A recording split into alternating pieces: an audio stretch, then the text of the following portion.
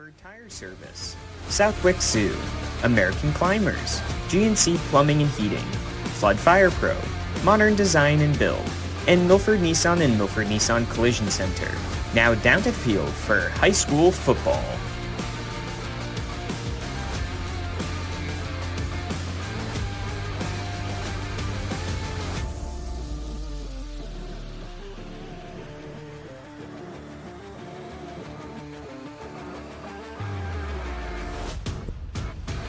We welcome you on into Bellingham High School, where they are just getting ready to play the national anthem.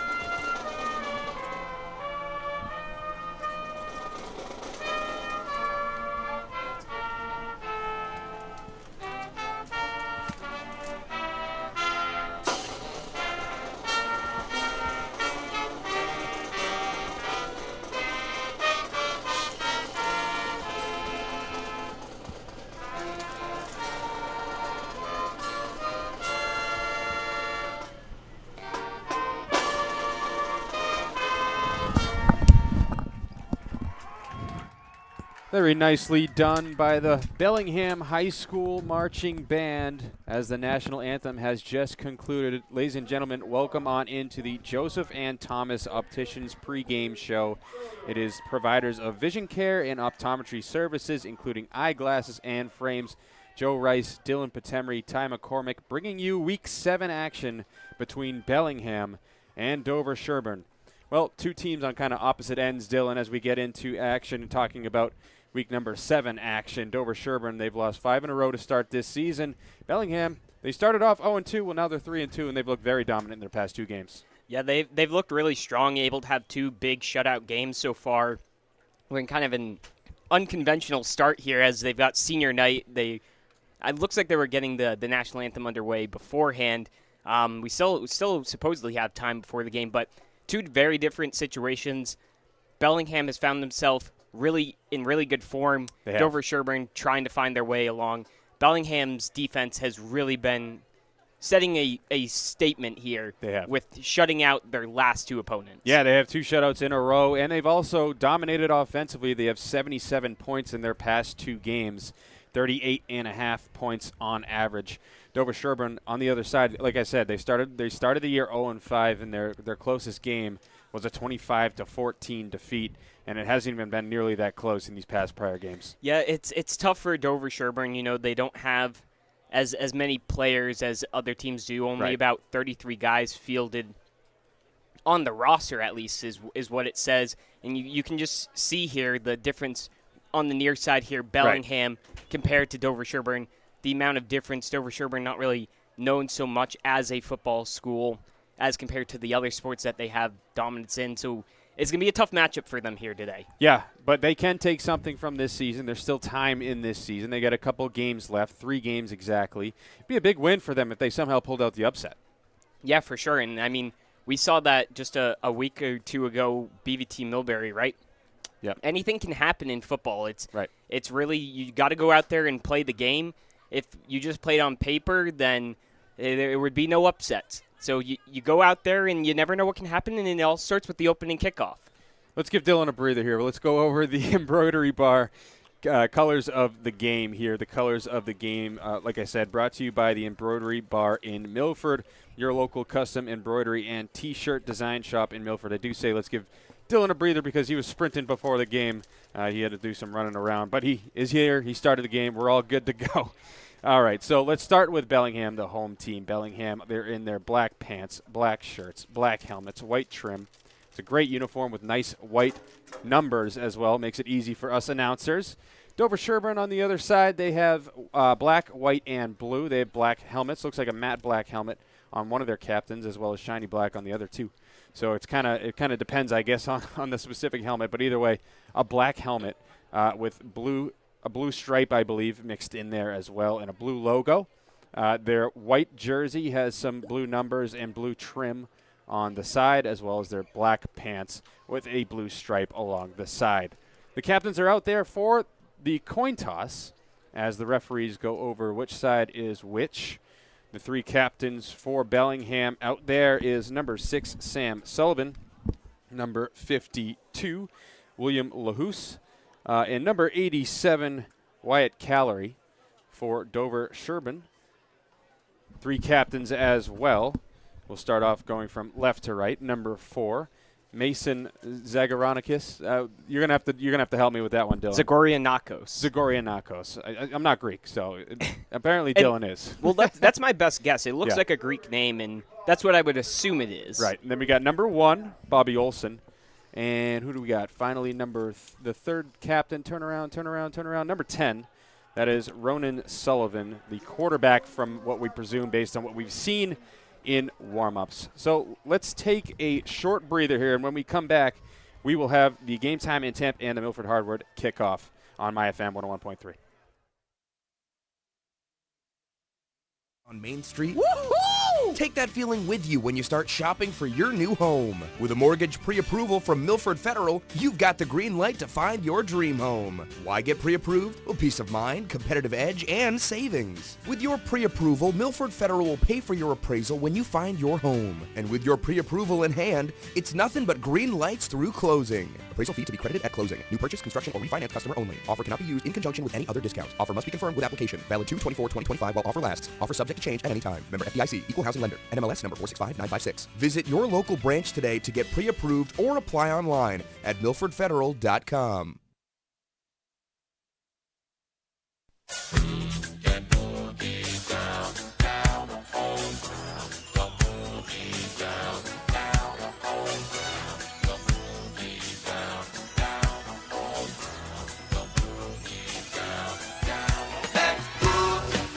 Week 7 action just about underway at Bellingham High School on this Thursday night. Tonight's kickoff again brought to you by Milford Hardwood, as Dover-Sherborn will be kicking from right to left as they get ready to line up. Right now it is 5:58 p.m. as we're just about underway.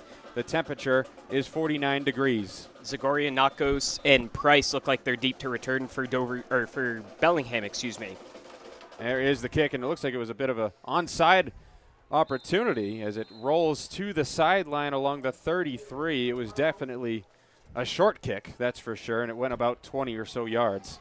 Yeah, and it goes out of bounds, so obviously they'll take it at the 40, but that's the risk you take when you try and go with the onside kick there early. So obviously Dover-Sherborn, who's lost by a fair amount of points in the past 2 games, felt that they needed an extra possession to get things started. It didn't work.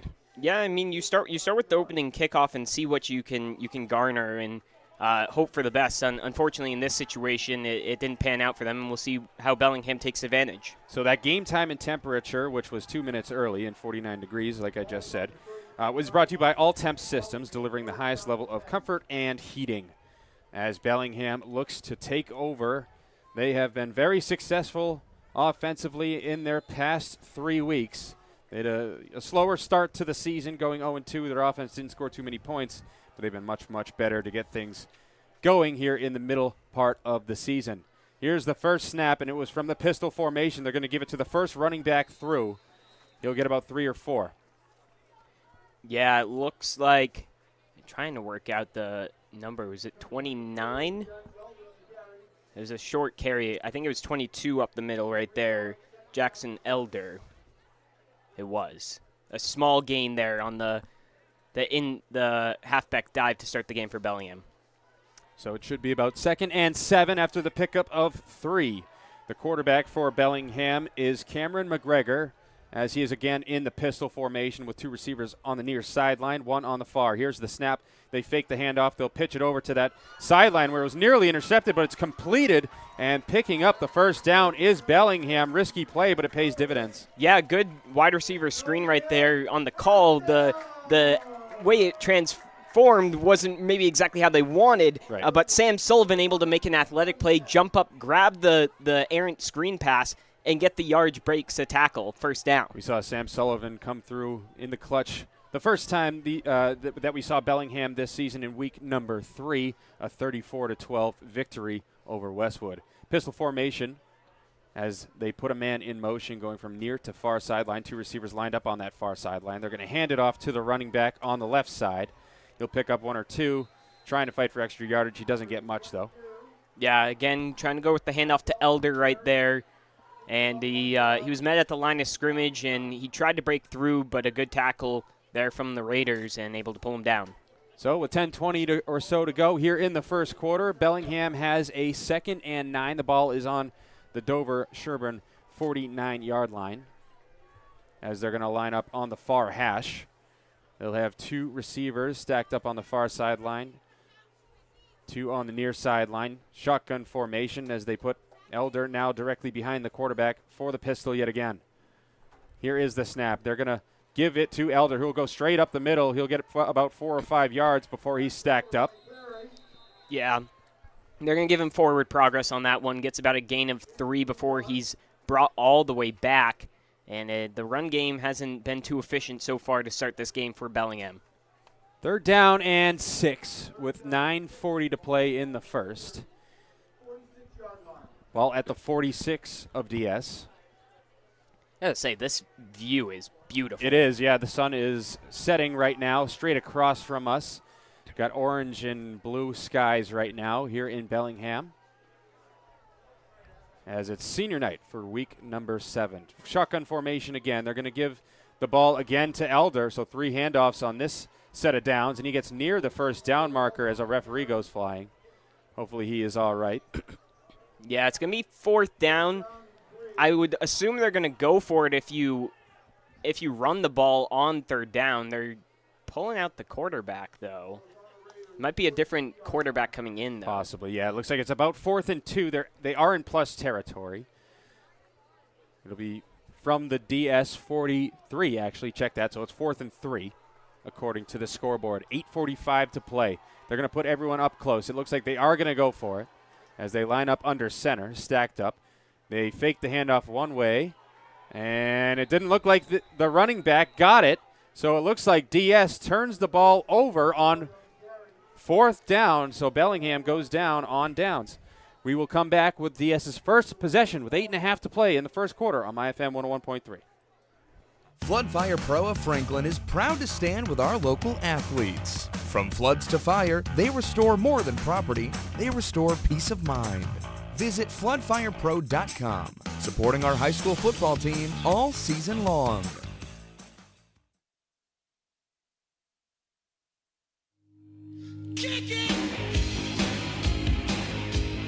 Back here at Bellingham High School, where the Blackhawks were stuffed, on 4th and 3. DS takes over possession. They will pitch it on a little shovel pass coming from coming to the near side.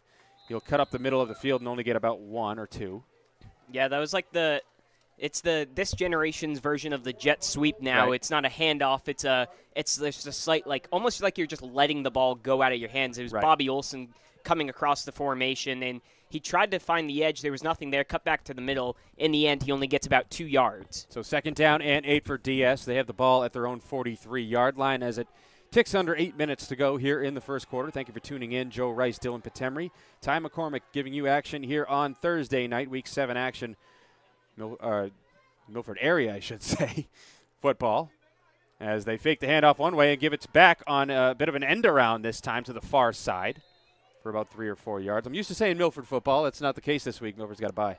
Yeah, they're off this weekend. We're here in Bellingham, which is beautiful, and a nice little kind of not really trick play, but misdirection we'll call it, in faking the handoff and then giving it to Henry Fowler on the end around. He was able to get a good gain. Now makes it a 3rd and 2 here coming up for DS. So gain of about 6, we'll call it.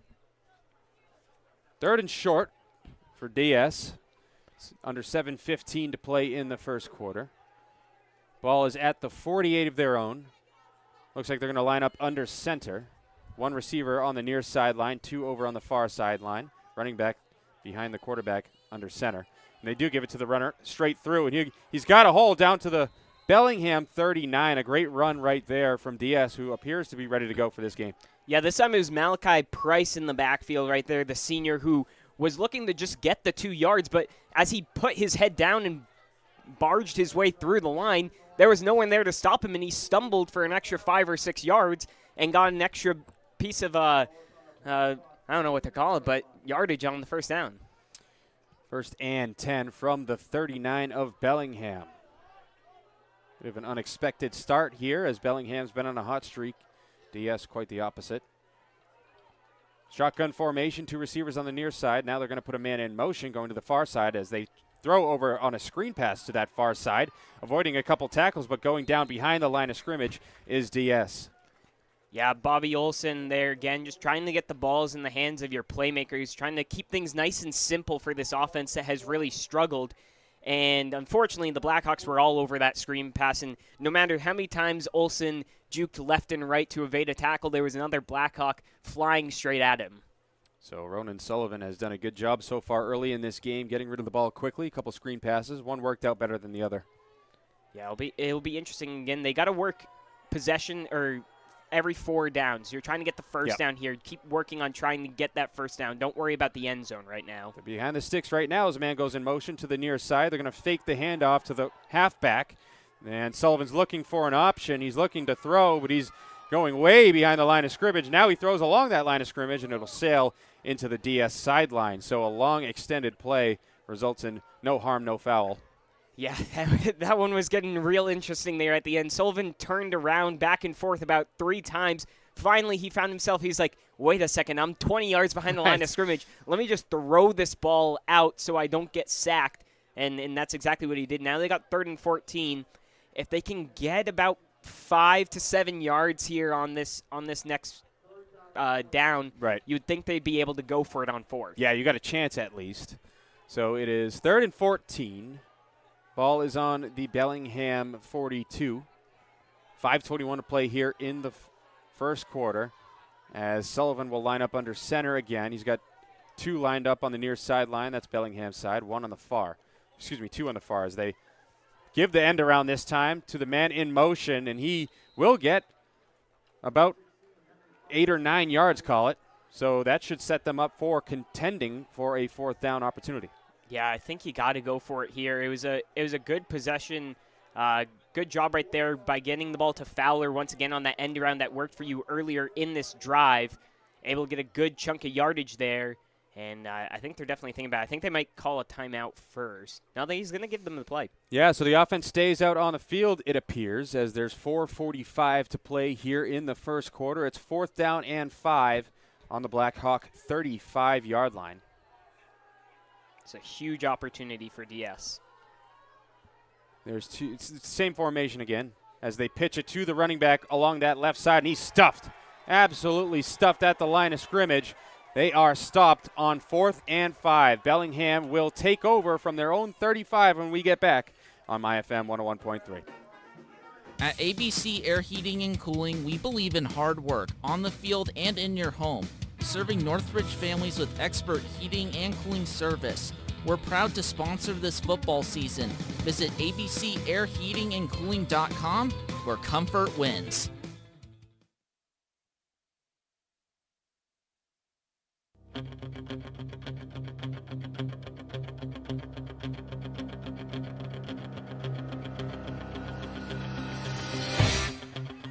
Back here at Bellingham High School, both teams have moved the ball a little bit, but both teams have eventually stalled out as well, Dylan. Yeah, it hasn't been really much offense production from either side, and nothing has come too promising from Bellingham, and just as I say that, they're forced to take a timeout. So they're going to chat things a little bit longer here as we're going to take a quick timeout ourselves on MyFM 101.3. Mom, do I really have to wear glasses? You do, sweetie. But don't worry. Joseph and Thomas Opticians has lots of fun frames. Can I pick any pair I want? Absolutely. And they'll make sure they fit just right. Oh, they make me look super smart. That's because you are super smart. And you'll see even better now. Joseph and Thomas Opticians. Trusted on site. Find us at 138 South Main Street, Milford. Milford Regional Rehabilitation and Sports Medicine offers physical therapy, occupational therapy, speech therapy, and sports and services at convenient appointment hours in Milford, Franklin, and Northbridge. To learn more, visit milfordregional.org/rehab. UMass Memorial Health Milford Regional is committed to providing exceptional healthcare services to our community with dignity, compassion, and respect.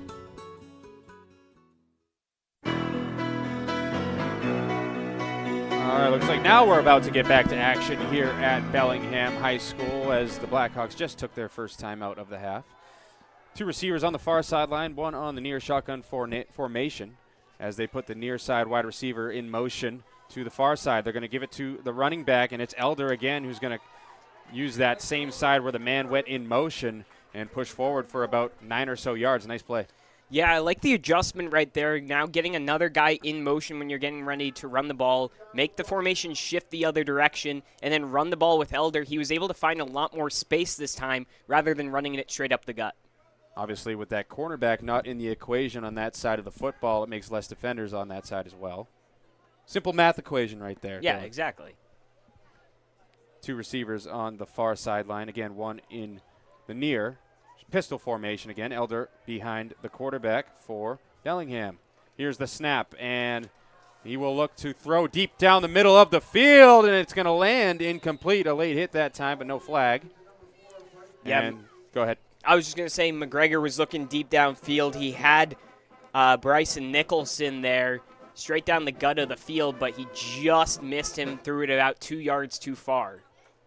So it'll be 3rd down and 1. Obviously, after gaining 9 yards on first down, Dylan, not a bad decision to take a shot there. No, for sure. On 2nd and 1, I like the idea, especially because we haven't seen either team really take a big shot yet, to go for it big. So pistol formation again, two receivers on the far sideline, one on the near. McGregor claps his hands together. Now he's going to give it to Elder, who's going to cut up the left side of the field. He's going to break a tackle. He's got plenty of yardage as he goes all the way down to the DS 45. Well, I don't know if it's the offensive line found a new groove or if it's Elder. Or maybe it's the combination of the two, because this looks like night and day from the first possession where the run game was not working at all. And now you got back there Elder bouncing around and finding the holes in the defense and able to get a first down. Yeah, maybe they just needed to warm up a little bit more. It's a bit of a chillier night, and they didn't have as long of a warm-up on the field before the game. That is true as well. So it'll be 1st and 10 from the 45 of DS. About 3 minutes to go in the first. Pistol formation. Two receivers on the near sideline. As there's a miscommunication that time, it looks like Elder might have been tripped over McGregor's foot. Or it wasn't Elder, excuse me. It was a new running back for Bellingham. Yeah, it was Liam Lopez. It looked like he kind of just tripped over himself as he was trying to get the handoff on the inside zone right there, and there's really not much else to analyze other than he stumbled. It was just a clumsy mistake. And you can't go down in high school and get back up. So once he fell to the ground, once his knee was down, he is down on contact as well. So it's 2nd and 14 from the 49 of DS with 2 minutes and 15 seconds to play in the first quarter. Looks like it's pistol again. Two receivers on the near sideline, two lined up on the far sideline. Snap. McGregor's going to look down the field. He's going to throw, and it's going to be nearly intercepted, then nearly completed. That was a bit of a funky play, but either way, it does land incomplete. It'll be 3rd down and 14. Yeah, it looked like it was Wyatt Callery who was the Raider ready to catch that one, Sterling who was ready to catch that, and it was, once again, Nicholson downfield who I think he thought Sterling was going to get the ball, so he wasn't anticipating the ball falling to his hands, and he wasn't ready when it came to him. So, yeah, it looked like it went right through the arms of DS. We'll see if that second life for Bellingham can result in a first down on this drive. Three receivers on the near sideline, one on the far sideline, and it's shotgun formation with Elder lined up behind McGregor, who looks to throw. He's now going to tuck and scramble. Now he's going to throw on the near sideline where it's dropped. It was a great throw, but not being able to bring that one in was Nicholson, and he's a little shaken up along that sideline as well. Yeah, it looks like the hit eventually broke it loose there from Bobby Olson, but I don't think Nicholson ever really was able to bring that into his chest. He took a tough hit there at the end as well, And unfortunately, Bellingham's going to be forced to punt on this situation. Yeah, that would have been likely a first down. I think he had plenty of room to catch that football as well in bounds, as it was right along that sideline. Yeah, it looked like he was almost just too focused on getting his feet set and not enough about getting his hands up to catch the ball on this near sideline. So 2 opportunities for it's Nicholson. That does not work as we get a blocked punt this time from DS, and the ball is still loose. Either way, this ball will be at about the 32-yard line, call it, of the Blackhawks. So a shocking result on a punt, and DS has great field position. We'll come back and talk about that play a little bit more on MyFM 101.3. At ABC Air Heating and Cooling, we believe in hard work on the field and in your home, serving Northridge families with expert heating and cooling service. We're proud to sponsor this football season. Visit abcairheatingandcooling.com, where comfort wins.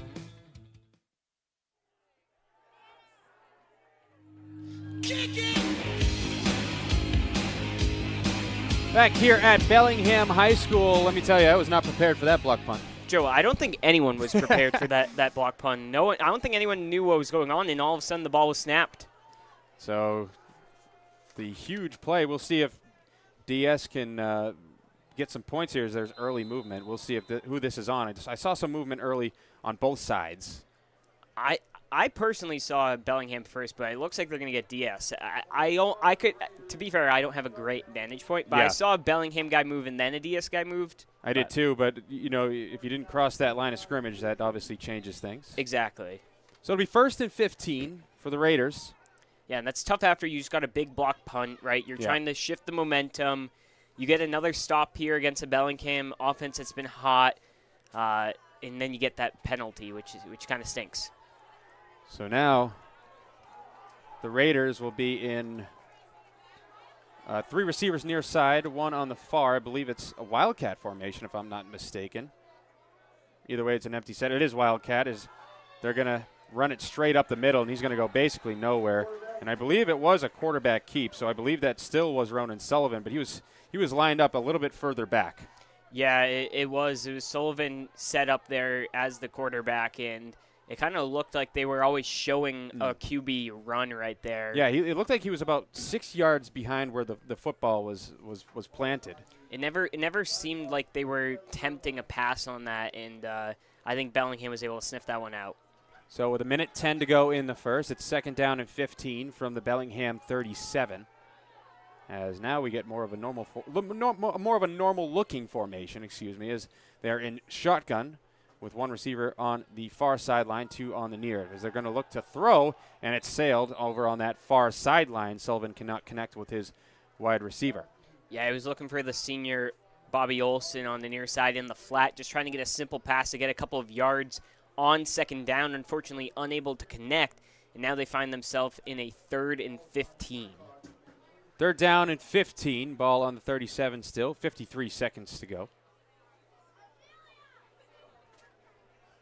It feels like a must convert here.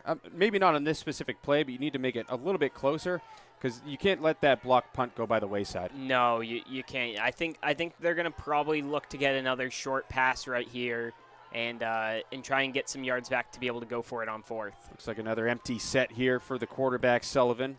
1 receiver on the far sideline, now 3 on the near. We'll see if they put a man in motion here.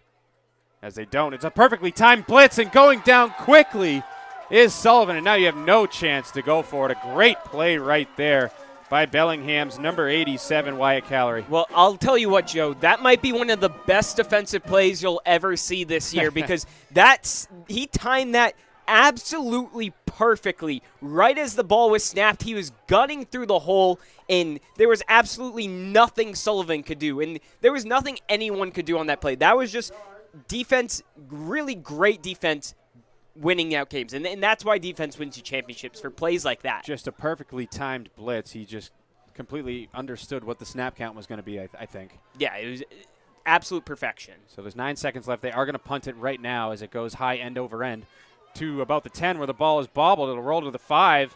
Now running with it is Bellingham as they got some space. They'll get to the 20, to the 25, and being dragged down around the 30 with a late flag. is Sullivan. Yeah, well, I'll tell you what, after muffing the punt down by his own 5-yard line, Sullivan did a good job to work away with it and able to find some good holes, put out a couple stiff arms. We'll see where the flag ends up putting them, though, here. So there's no time left on the clock. We'll keep it here for the second to see what the flag is. Then we'll take the break, and it's going to be on Bellingham. Yeah, it's a block in the back. So it'll be a block in the back, and when we come back, Bellingham will be a little bit deeper than what we anticipated. We'll start the second quarter shortly on MyFM 101.3. Dad, let's get you some new glasses. I don't want to go to one of those big stores. They rush me, and I can never get the right fit. That's why we're going to Joseph and Thomas Opticians. They take their time and really care about finding the best lenses for you. Now that sounds like a real service. No wonder they've been trusted in Milford for decades. Exactly. Let's go. Your new glasses are waiting. Joseph and Thomas Opticians. Trusted on site. Visit us at josephandthomasopticians.com. Milford Regional Rehabilitation and Sports Medicine offers physical therapy, occupational therapy, speech therapy, and sports and services at convenient appointment hours in Milford, Franklin, and Northbridge. To learn more, visit milfordregional.org/rehab. UMass Memorial Health Milford Regional is committed to providing exceptional healthcare services to our community with dignity, compassion, and respect.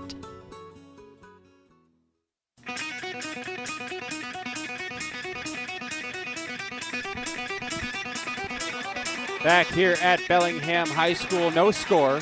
It is 0-0 with 12 fresh ones up on the clock as we start the second quarter.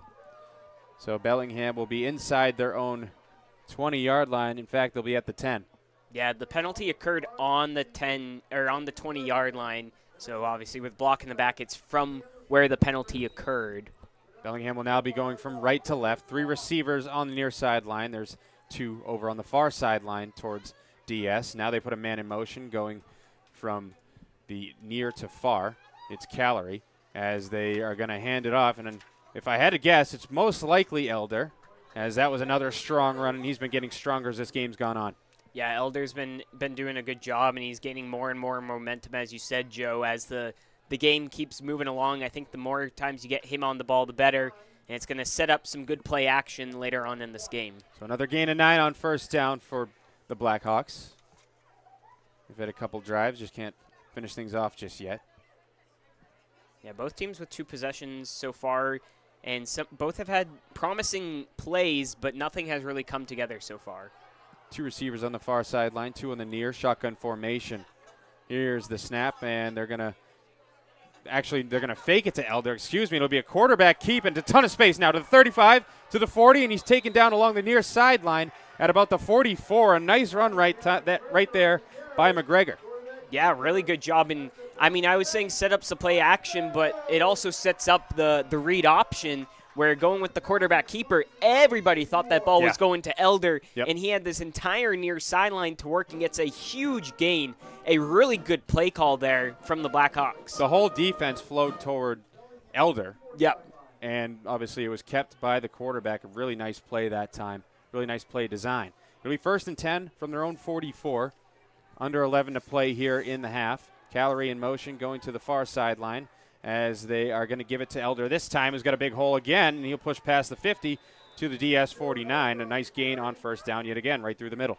Well, I'll tell you what, Elder's looked really smooth now. After the first possession, he looks kind of silky out there, like it looks like he's a professional running back, just bobbing and weaving through the holes and finding himself, and he looks really confident running on the ball now. So 2nd and call it 3. If Elder can continue to pick up chunks on first down, it'll be tough sledding for DS in this game. Well, I think that's what they're going to rely on right now until they show they can stop him. Pistol formation. 1 receiver on the near sideline as McGregor will again hand it off to Elder. Nice, much better defensive play that time from DS. Yeah, well, this time it was James Stefanelli who was able to get into the backfield and make the first point of contact before the line of scrimmage, which allowed for the DS defense to come up and make that play at the line of scrimmage. Yeah, no gain at all. So 3rd and 3 from the DS 49 with 9:35 to play in the half. Slowly getting to the line is Bellingham. Now there's 2 receivers on the near sideline, and there's 1 on the far. Pistol formation. Calorie goes in motion towards the near side to the left. Here is the snap, and they're going to give it to Elder, who will cut to the left, and he's going to get close to that first down marker. At first glimpse, it looks like he has it. It does look like it. They're directing the first down for him. He just about got it. Again, I mean, they stopped him on the last play, but you can't let one play stop you down with how Elder's been running the ball. So he gets the second chance and gets the first down, and they keep the clock ticking. It's going fast. Fresh set of downs here. You're going to jinx the game, Dylan. I'm telling you. Fresh set of downs here. I'm trying to do it because I know that it annoys you. With under 8:50 to play in the half. Pistol formation, 2 receivers on the near sideline, 1 on the far. As McGregor will look to fake the handoff. He'll throw now, and he's going to dump it to Calorie, who's making the catch along the far sideline, and he'll push up way past the sticks. He'll get to about the 26 of DS. Well, that was a really good play there from McGregor, especially because he had Stefanelli, who read that one the entire way, started barreling down on him. Luckily, Calorie had already broken free and found the space and was able to get the big first down there for Bellingham. Quick gain of 20. It'll be 1st and 10 from the DS 26. 2 receivers on the far sideline, 2 on the near. Shotgun formation. Now they're going to put a man in motion, and they're going to give it to the man in motion coming along the near sideline. He can't get the edge. A nice play by DS, and it looks like he's stacked up behind the line. Yeah, they threw Nicholson to come across on the jet sweep, and he just was not able to find the edge. They've struggled on these sweep plays and on these jet plays, trying to find that edge, and haven't been able to do it. But you got to give credit to the Raiders, who have been able to stack up there and prevent them from adding that to their offense. So it'll be 2nd down and 14 from the 30. 2 receivers on the near sideline, 2 on the far sideline. Shotgun formation. Calorie goes in motion towards the far sideline. As McGregor looks to throw, he's wheeling out towards the far sideline. He makes a connection with his wide receiver close to the sticks. It'll be about a 3rd and 4, call it. Yeah, connecting there. Finally, Nicholson able to pull one in. I think it's his 4th target on the day. He's been unable to ring in the last 3, one of them being a crucial 3rd down, which he almost should have had. And now he comes up with a big catch there on 2nd down to make 3rd down a lot more manageable. Much more manageable for sure, as there's 3 receivers on the near sideline and 1 on the far. Pistol formation again. Now Calorie again in motion. He's going towards that far sideline, and we're going to get a timeout by Bellingham, actually. So okay, now they're pointing at both sides. So I believe it's going to be DS timeout. So we'll see what the actual timeout is when we come back on my FM 101.3. We can do amazing things when we work together. That's why at Charles River Bank, we're passionate about lending a hand to help businesses of all sizes grow. From lines of credit and term loans to commercial mortgages, we offer a range of powerful lending solutions, as well as local decision-making, guidance, and support from lenders who measure their success by helping you achieve yours. Charles River Bank. Personal connections, powerful solutions. Football game, hometown pride, and American Climbers serving in and around Hopkinton is right there with you. Proud sponsor of high school football and your go-to for expert tree care. Play hard, climb harder. AmericanClimbers.com.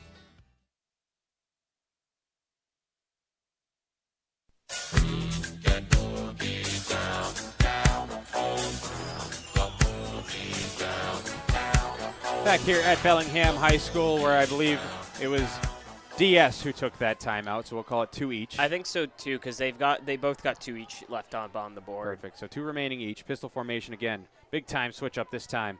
As 4 men go in motion at the same time, they'll snap the ball to the quarterback, who will give it to Elder, who's got a huge lane down to, we'll call it the 10-yard line. A nice play right there from Bellingham, who really switched things up.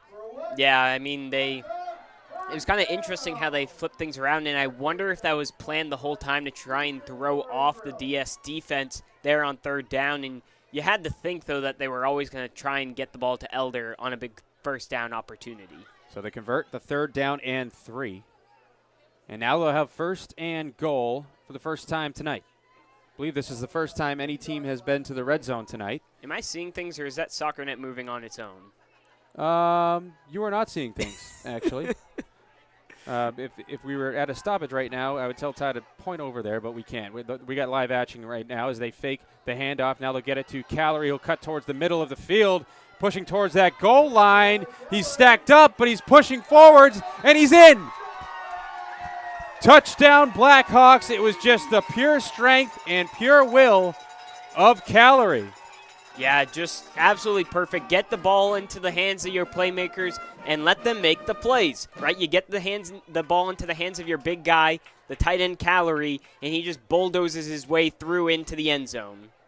So there were about 7 or so Blackhawks who were able to stack up with the strength of Calorie and the combined strength of all the players who pushed that, as we're getting a stoppage here, who pushed that pile ahead was the reason why Bellingham was able to get their first touchdown of the day.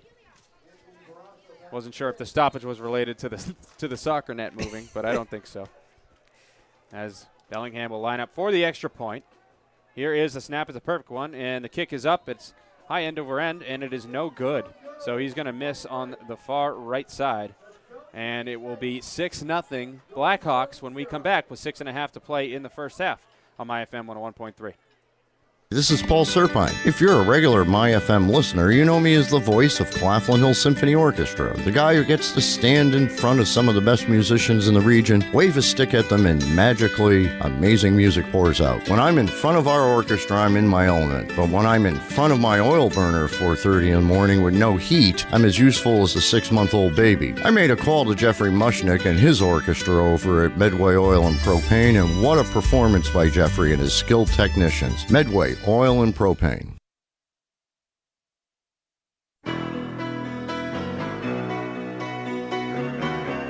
First score for either team results in a Blackhawks lead, as Bellingham owns a 6-0 lead with 6.5 to play. Thank you for tuning in. Joe Rice, Dylan Patemry, Ty McCormick giving you live action here on this Thursday night, Week 7. Well, Bellingham's finally able to cash in, Dylan. Yeah, it was a good job for them, and they needed that one badly. Bellingham will be kicking from right to left. And here it comes, and it's a bit of a squib kick, kind of well placed, but it will roll out of bounds, and that will be a flag. So we've seen that a couple times here tonight. Yeah, and honestly, Dover-Sherborn almost helped him out there. Joel Sterling, who got the ball at the 35. Granted, it's only 5 yards, but in football that can be huge. He did receive it out of bounds. He stepped out of bounds and caught it, so it's going to be pushed up to the 40 now. It's one of those mortar kicks where you're trying to get it in no man's land between both lines of defense, both lines of blockers, and if the ball can just stick there, you have an opportunity to recover it. Yeah, and I wonder if any part of that is due to the fact that maybe neither of these teams have a kicker they're super confident in going deep, and you'd rather just have the chance to try and get the ball back anyways. So Anthony Barrasso is the kicker for Bellingham. He was the one that just missed the extra point. As we're back to live action here, 2 receivers on the near sideline, 2 on the far. Shotgun formation. An early movement this time will be, again, a 1st and 15 as the Raiders, on a second consecutive drive, have started things with a false start. Yeah, it's not how you want to start off your drive. You know, you're having trouble getting the 10 yards on its own, and now being backed up an extra 5 puts you in a tough predicament. So the ball will be at the 34. How did that happen? I don't know. I was just thinking about that to myself. Did they rule he was out of bounds on the kickoff? They must have. So it was a 1-yard difference either way. Well, whatever. So 1st and 10, or excuse me, 1st and 15 from the 34. 2 receivers on the near sideline, 2 on the far. They're going to hand it off to the running back, and he's stacked up way behind the line of scrimmage. It'll be 2nd and very long. Yeah, Zagorianakos had nowhere to go on that one. And there was really nothing he could do. Bellingham's defensive line was just able to beat their man on their mission and got into the backfield and backs him up even further, making it 2nd and 19 now. I saw another well-timed blitz that time from Bellingham. It was the cornerback coming on the left side who just sniffed that entire snap count out again. So you got to wonder if DS might take a page out of another team's book maybe and try to do a hard count here. Yeah, you might think about that, and you might need to think about changing up how you're going about with your snap count, because obviously Bellingham's been all on top of it so far. Feels like you could get an easy 5 yards because Bellingham's really sniffing it out, and you could probably get them on a hard count. 2 receivers on the near sideline as, again, they sniff it out, and it's thrown right down the middle. It's complete. Nice play right there by the quarterback, and a nice catch as well. That'll push forwards for about 13 or so yards. Should be about 3rd and 6. Yeah, good job staying composed in the pocket with Sullivan as he was able to connect out there with Henry Fowler through the middle, who was strong in jumping up and making the reception and pushed for an extra yard or two. Now makes it 3rd down and 6, which looks a lot better when you were just at 2nd and 19. That's for sure. You're going nowhere but backwards, but a nice 13-yard completion makes things very plausible for you on 3rd down. 2 receivers on the near sideline, 2 over on the far sideline. Shotgun formation. Ball is at the 43 of their own. As Sullivan does eventually use the hard count, and now he's under pressure. He'll throw off his back foot, and it's deflected and incomplete. So he was looking for his wide receiver over on the far sideline, but there were 2 defenders over there for Bellingham. Yeah, Jacoby McCarthy was the first guy into the backfield for Bellingham right there, as they did try and go with the hard count, but Bellingham was not budging, and McCarthy beat his man on a nice little swim move and got into the backfield to apply pressure to Sullivan. Looks like the offense is going to stay out on the field here. The ball is at their own 43. It's 4th and 6, 4:41 to play in half number 1. As they break huddle. We'll see if they try and go with a hard count to start here as well to try and get them to jump. Shotgun formation, 2 on the near sideline, 2 on the far. They're going to put a man in motion. He'll go towards the far sideline. It looks like they are using the hard count again. Bellingham is not biting at all, and we'll get a timeout from DS. So it looked like they just wanted the free 5 yards. They won't get it. We'll see if they punt here after we take a quick break on MyFM 101.3. In the heart of Mendon, a world of luxury awaits. At Wink Salon and Spa, every visit is a moment of indulgence, designed just for you. From rejuvenating facials and soothing massages to expert hairstyling and wellness treatments, our experienced staff is here to evaluate your self-care routine. Whether you're prepping for a special event or simply craving calm, Wink Salon and Spa has got you covered. Visit winksalonspa.com or call today to book your appointment. Wink Salon and Spa, Mendon's premier beauty destination.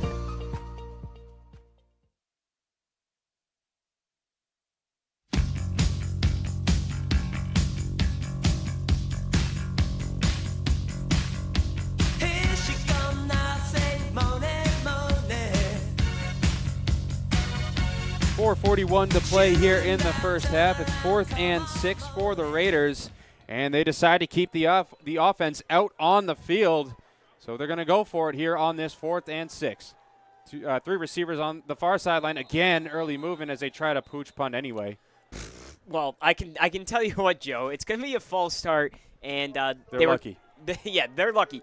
They were trying to catch Bellingham off, and in the end, if that flag was not thrown, the punt would have gone about a net of maybe 2 or 3 yards. Right. Yeah, so now they'll bring out the real punting unit as they are backed up 5. It'll be 4th and 11.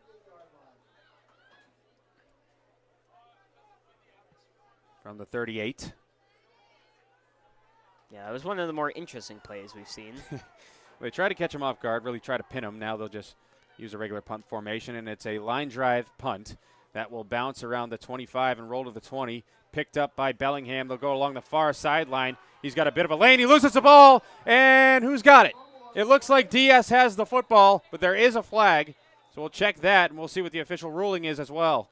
Yeah, DS came away with the ball, and we'll see what the flag is. Sullivan picked that one up on one that you traditionally wouldn't see someone pick up a ball on, and it ended up working out for him at first, but then he was caught off guard and got tackled from behind, and the ball was poked loose straight into the hands of the Raiders. I saw a big return, and usually when you see a flag on a big return, that's a hold or a block in the back. As that's exactly what we get, a block in the back, and that penalty will be declined. Wow. So DS will have the football. Special teams have been key for them. Yeah, that's really, really big for DS here, and in a tough blow for the Blackhawks. I mean, after DS just had a couple of penalties that have hurt them, they got to take advantage right here, right now, though. They do. This is the second turnover on special teams for them, one of which was a blocked punt. Under center now is DS. They'll put a man in motion, hand it off to the running back straight through, and he'll get nowhere. Maybe a gain of 1. Yeah, Price just ran into an absolute brick wall up there on the offensive line, and the D-line for this Blackhawks team has been very, very solid so far. Still 6-0 here in Bellingham High School as we tick closer to 4 minutes to go here in half number 1. It's been a defensive battle. Neither team has really been able to get anything going on the offensive side of things, and there's been no big downfield type of plays. It's all been right around the line of scrimmage getting the ball out. 2 receivers on the far, 2 on the near. Shotgun formation again. Sullivan looks for the snap.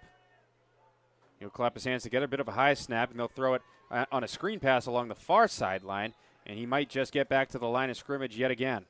Yeah, again, they were looking for Fowler right there, who he found on the screen on the far sideline, just trying to get the ball into his hands and see if he can make a play. Unfortunately, this time, Bellingham was all over that one, and he only gets a gain of maybe 1, making it 3rd and 9. Bellingham has shown a lot of speed defensively in this game so far. Yeah, I mean, their defense has been timing things up. They've been quick to getting to the ball carrier. It's just been absolutely amazing what their defense has been able to do. They have been flying around there on defense. Under 3 to play here in half number 1. The scoreboard has it at 3rd and 10. I would say it's closer to about 3rd and 8. There's 2 receivers on the near sideline, 2 on the far sideline. Shotgun formation again for the quarterback, Sullivan. Here's the snap. He's looking to roll out, as he throws over the middle, and it's going to land incomplete. So 3 plays, and we'll see if they punt. Yeah, it was a good blitz on the near side by Michael Demers, who was eventually picked up but forced the rollout from Sullivan. His intended pass from Olsen was nowhere close, and now they've got a big 4th down, and I'm going to guess they're probably going to go for it as they're huddling up right here. I personally would in plus territory. It doesn't hurt you as much, and it's been a defensive slog through this game anyway. Yeah, and I would say also you look at the time on the clock. There's 2:34. Bellingham hasn't shown to be able to move the ball very quickly, so you'd feel a little more comfortable in that sense as well. They will keep the offense out on the field. 3 receivers on the near sideline. Shotgun formation, 1 on the far. Sullivan puts his hands together. Now he'll take the snap, and he's going to do another pooch punt. It was a much better punt this time. It'll bounce around the 25, roll to below the 20, close to the 15 where it's down. So a nice pooch punt that time from the Raiders, specifically Sullivan, the quarterback. So when we come back, Bellingham will have 2:24 to try and score on MyFM 101.3. Football game, hometown pride, and American Climbers serving in and around Hopkinton is right there with you. Proud sponsor of high school football and your go-to for expert tree care. Play hard, climb harder. AmericanClimbers.com. I need new glass.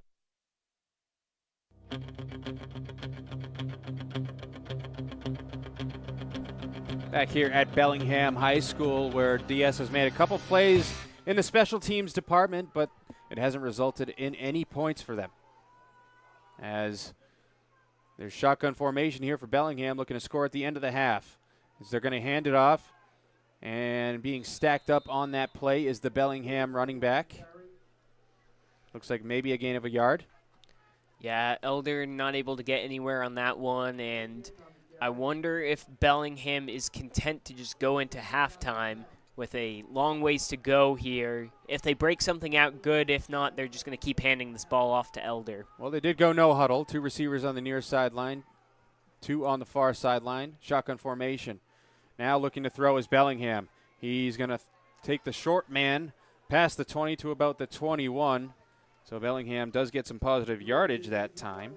Yeah, he was able to connect with Pacelli right there. He was looking deep downfield. Pacelli was always curled up on the button hook for about a gain of 5. And after he went through his progression, he went back down to the check down. Again, quickly back to the line is Bellingham. Pistol formation this time. Here's the snap. McGregor's going to look to throw. Another quick throw to Pacelli, who got close to the sticks, and he's got plenty. Yeah, just the exact same play. It'll stop the clock temporarily for a first down. They've got, now I think they have 2 timeouts left. Oh, so I read that wrong beforehand. I thought they were showing their timeouts, but I do believe Bellingham has 2 timeouts left. So I think they're going to wait on it and see if they can get deeper downfield before using them. Minute 5 to go here in the half. The ball is at their own 29, so they have to go quite a ways. Pistol formation. McGregor's going to look to throw, and he'll throw along the far side. He was looking for Calorie, but that'll drop incomplete right off the hand. Yeah, now you're down to 57 seconds. You're going to need quite a big play. I wouldn't be surprised if they go with a handoff right here and see if they can catch him off guard and get Elder loose. So if they do hand the ball off, and if Elder is stacked up quickly, does DS consider taking their timeouts? I don't think so. I think they'll be happy to go sit in with 6-0. It's still a manageable score to come out of. Pistol formation again. McGregor will clap his hands together. He's going to look to throw. He's looking over the middle. Now he's going to roll out. He'll throw along the far sideline, and it's caught. It is caught by Bellingham, and he's got some room to run. Now he's pushed out along the DS 47. A big play that time for the Blackhawks. Yeah, really good job there from McGregor to get loose and look out on the sideline, and he found Sullivan sitting right there and kept the play alive, and Sullivan was able to get a couple of extra yards and got out of bounds. And, well, the clock is actually running. Yeah, the clock is running, and they took a little bit longer this time to get the play call. There's about 30 seconds to go, as they now finally realize there's less than 30 seconds to go in the half. And McGregor's going to look to throw again, and he's going to scramble. He's looking to throw still, and he's going to tuck, and he'll put a spin move on and slide down. Now they quickly have to take a timeout. And a late penalty flag here, and I think it's going to be on DS as another penalty flag comes in as well. Well, so there was definitely a late hit on the slide, and which would have forced Bellingham to take a timeout. I will say Bellingham was better off just throwing the ball out of bounds there first, but it might honestly benefit them if they didn't get a flag against them as well for personal foul. I'm not sure if – I didn't quite see if one of the Bellingham players tried to defend his quarterback after the late hit or not. I didn't see it either, but there was definitely a second late flag that came in. And one personal foul penalty is on Bellingham, and another one is on DS, so those penalties will offset. Yeah, so that'll at least save the timeout, I guess, for Bellingham. But what I think, because I did see the late hit on McGregor. Yeah. And then I was looking down, and I looked up and I saw a second flag, so I'm guessing it was probably DS. So after all that, Bellingham's going to take their timeout anyways. They'll have one left when we come back. There's 10 seconds up on the board right now at the DS 46. So we'll see what happens at the end of this half on MyFM 101.3 next. There are a lot of things that keep you up at night. Fortunately, there's one thing you'll never have to worry about: the security of your hard-earned money at Charles River Bank. When you bank with us, your deposits are insured in full through a combination of coverage from the FDIC and Depositors Insurance Fund of Massachusetts. So you can sleep better at night knowing Charles River Bank has got you and your money well covered. Charles River Bank. Personal connections, powerful solutions. Member FDIC, DIF.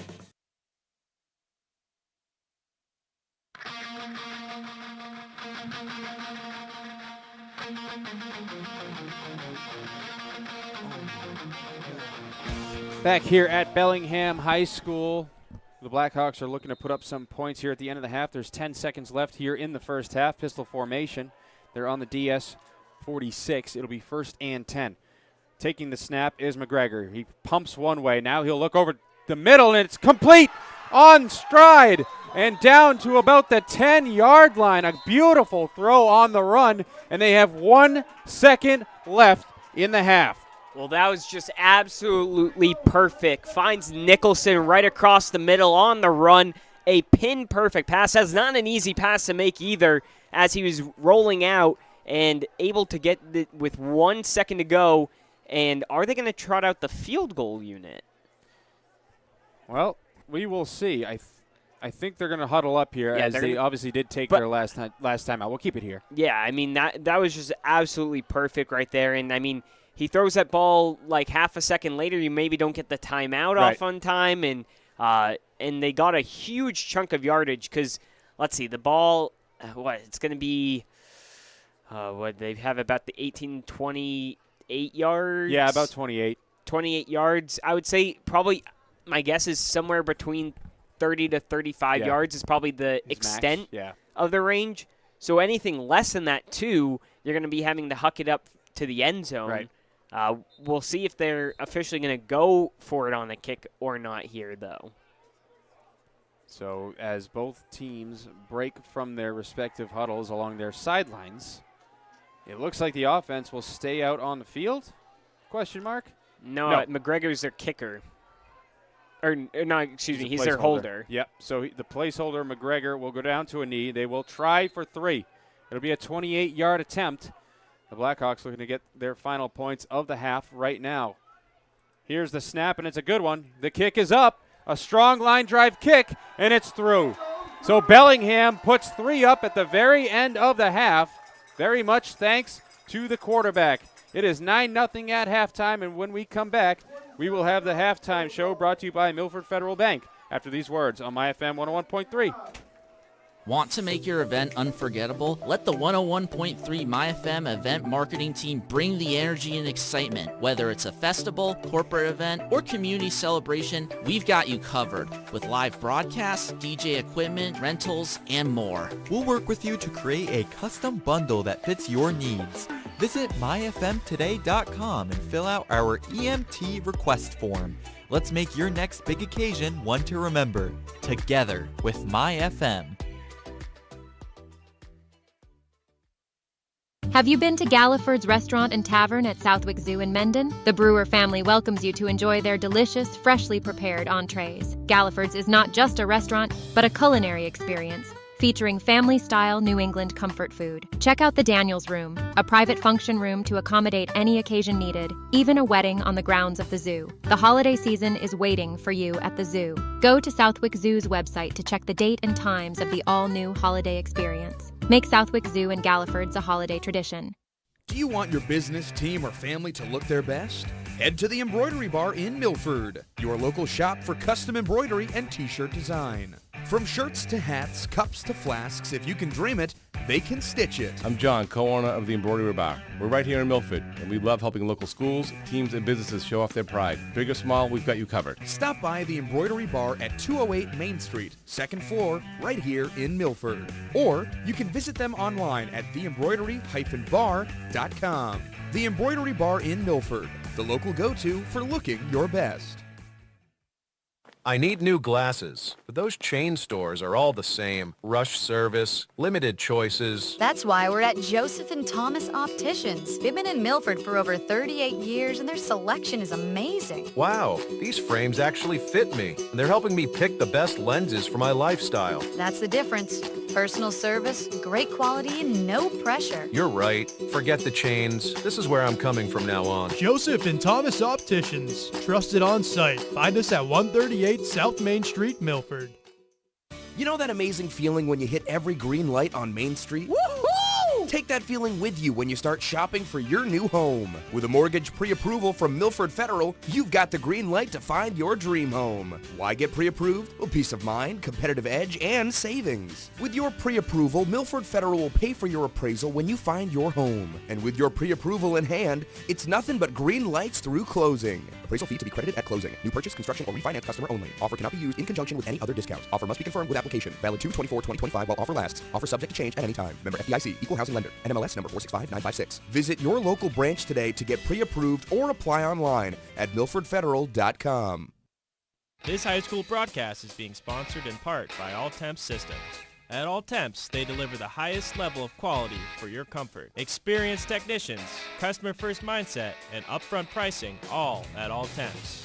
They service all brands and are licensed and fully insured on all services performed.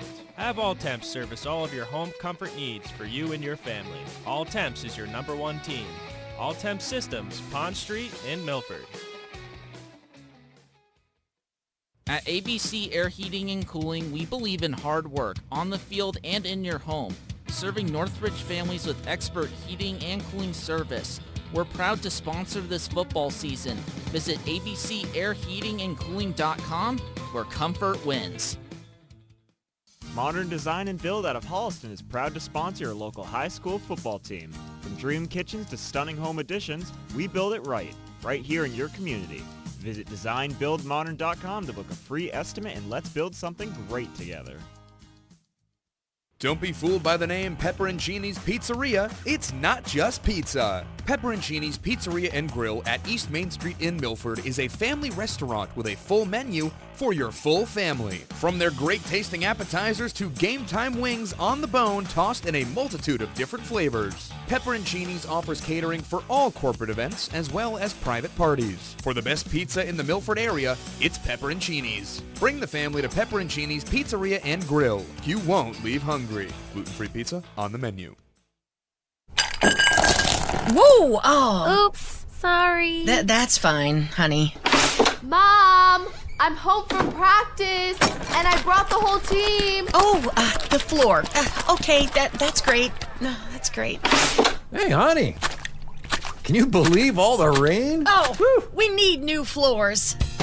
Milford Hardwood, South Main Street, Milford. Your hardwood flooring professionals with a large selection of hardwood flooring to meet your budget. Pick up a sample today. Are you thinking about buying a new car or maybe looking to refinance an existing car loan? At Homefield Credit Union, we offer competitive rates on new car purchases as well as car loan refinancing. And with our Auto Advisor program, Homefield Credit Union can help you get a fair and competitive price on a new or used vehicle while financing directly with the credit union. Homefield Credit Union, banking with a Homefield advantage. Stop by or call today, 508-839-5493, 138 South Main Street in Milford and at 86 Worcester Street in North Grafton. Milford Regional Rehabilitation and Sports Medicine offers physical therapy, occupational therapy, speech therapy, and sports and services at convenient appointment hours in Milford, Franklin, and Northbridge. To learn more, visit milfordregional.org/rehab. UMass Memorial Health Milford Regional is committed to providing exceptional healthcare services to our community with dignity, compassion, and respect. Milford Tire and Service is not just a tire store. With years of continuous high-quality service, the folks at Milford Tire know what it takes to protect your family when it comes to high-quality, safe tires.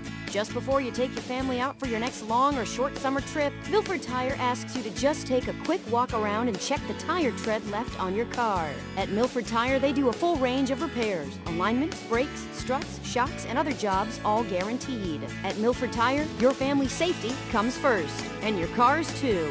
Milford Tire and Service, Route 140 in Hopedale.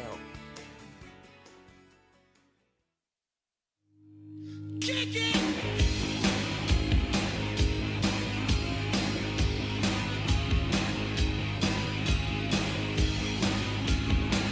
Welcome back to Bellingham High School, where we bring in halftime. It is the Milford Federal Bank halftime show. Your community, your bank. 9-0 after the last second field goal. Forgot about that one little detail, Dylan. As Bellingham has taken a commanding lead, I guess you could say, given the state of this game. Yeah, I mean, offense has been very, very tough to come by so far today, and Bellingham was able to get the touchdown off the screen play. The only touchdown we've had so far today from Callery, who caught that screen pass and kind of just bulldozed his way into the end zone. And then at the end, Bellingham was able to force a punt, which both of us didn't really agree with them giving away the punt. And actually, Bellingham was able to go down the field, had a huge pass, call a timeout with 1 second, and kick a 28-yard field goal. Yeah, and it looked like the quarterback, McGregor, has really started to warm up in this game. At first, they were really running on the run game. Really, that's how their offense was pushing down the field.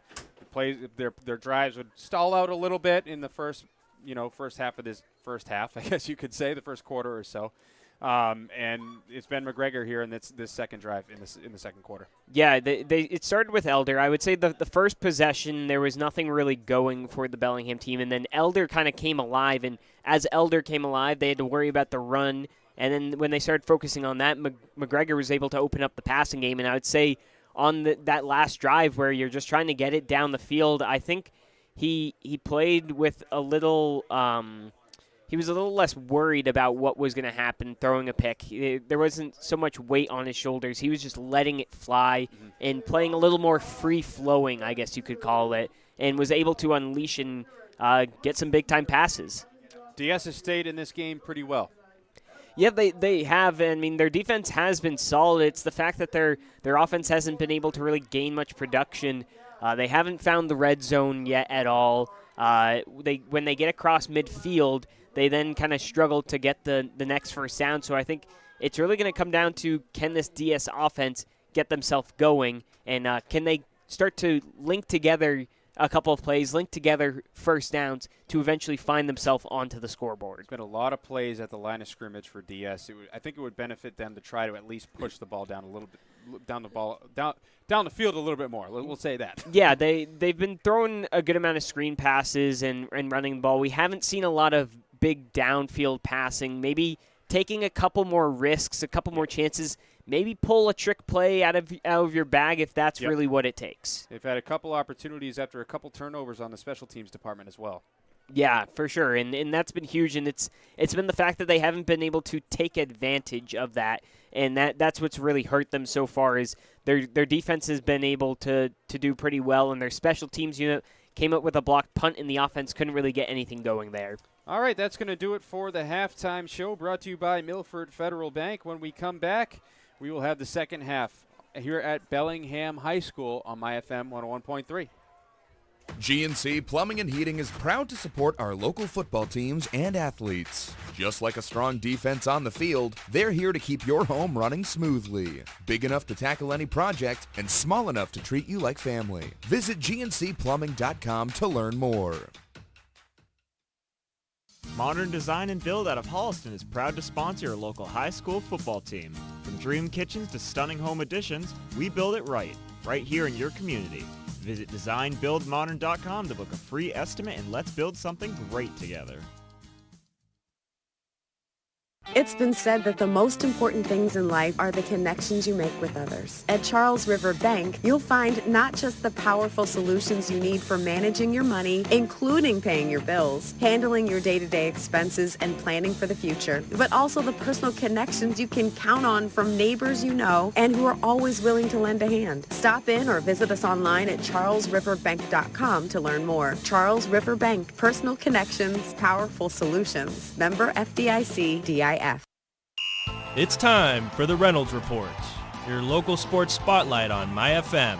From Friday night football and basketball buzzer beaters to the unsung stars of field hockey, track and field, and more. I've got all the highlights, scores, and stories from around the MyFM listening area. Stay up to date with the Reynolds Report and read more at myfmtoday.com. Local sports covered the way they should be, only on the Reynolds Report on MyFM. This broadcast of Milford Legion Baseball is being brought to you in part by Oliva's Market, Catering, and Gourmet Gift Shop, providing quality products and exceptional service to the greater Milford community. Oliva's will make your party one your guest will never forget. Whatever your special occasion may be, a stop at Oliva's Market, Catering, and Gourmet Gift Shop is a must. Try Oliva's homemade sausage. Oliva's Market, Catering, and Gourmet Gift Shop, the freshest cold cuts in town. Don't be fooled by the name Pepperoncini's Pizzeria. It's not just pizza. Pepperoncini's Pizzeria and Grill at East Main Street in Milford is a family restaurant with a full menu for your full family. From their great tasting appetizers to game time wings on the bone tossed in a multitude of different flavors. Pepperoncini's offers catering for all corporate events as well as private parties. For the best pizza in the Milford area, it's Pepperoncini's. Bring the family to Pepperoncini's Pizzeria and Grill. You won't leave hungry. Gluten-free pizza on the menu. I need new glasses, but those chain stores are all the same. Rush service, limited choices. That's why we're at Joseph and Thomas Opticians. They've been in Milford for over 38 years, and their selection is amazing. Wow, these frames actually fit me, and they're helping me pick the best lenses for my lifestyle. That's the difference. Personal service, great quality, and no pressure. You're right. Forget the chains. This is where I'm coming from now on. Joseph and Thomas Opticians. Trusted on site. Find us at 138 South Main Street, Milford. Do you want your business, team, or family to look their best? Head to the Embroidery Bar in Milford, your local shop for custom embroidery and t-shirt design. From shirts to hats, cups to flasks, if you can dream it, they can stitch it. I'm John, co-owner of the Embroidery Bar. We're right here in Milford, and we love helping local schools, teams, and businesses show off their pride. Big or small, we've got you covered. Stop by the Embroidery Bar at 208 Main Street, second floor, right here in Milford. Or you can visit them online at theembroidery-bar.com. The Embroidery Bar in Milford, the local go-to for looking your best.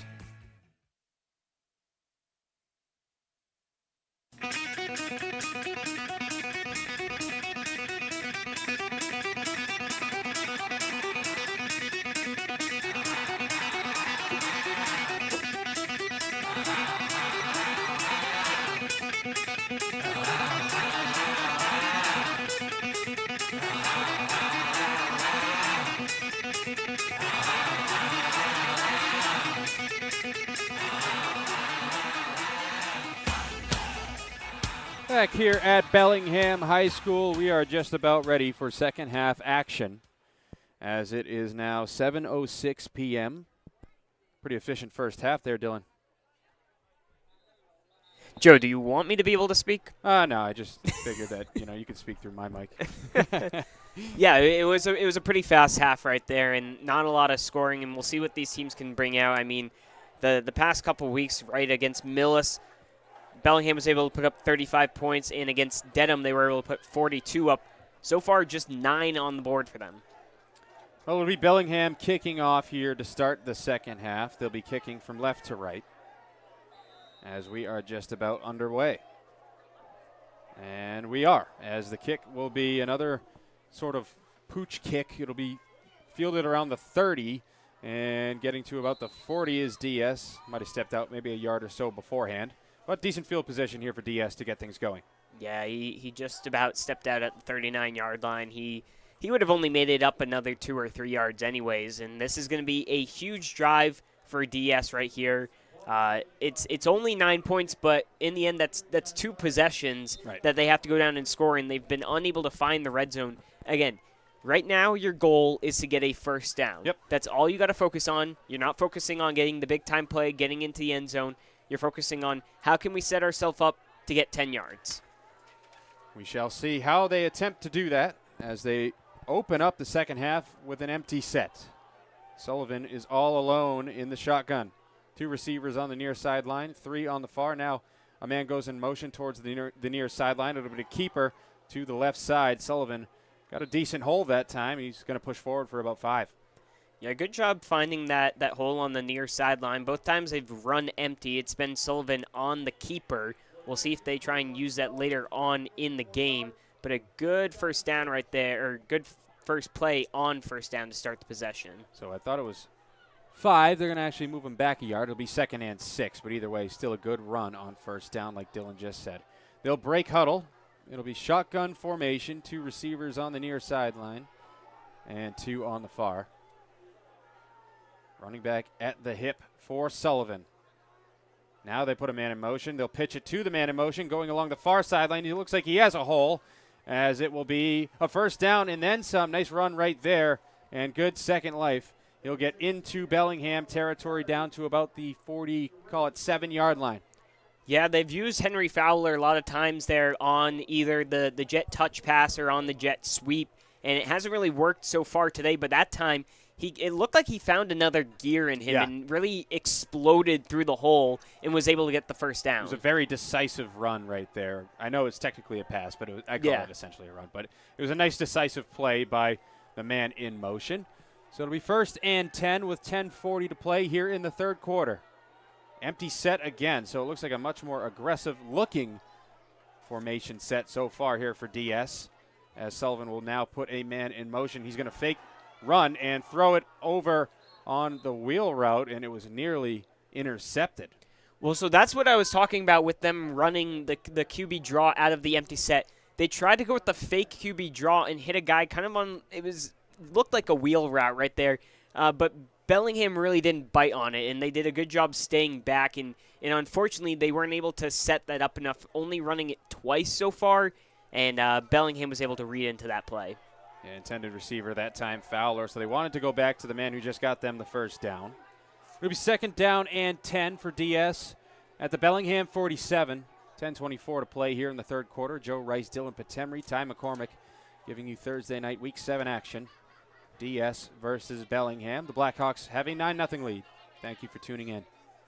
Shotgun formation, 2 receivers on the near sideline, 2 on the far.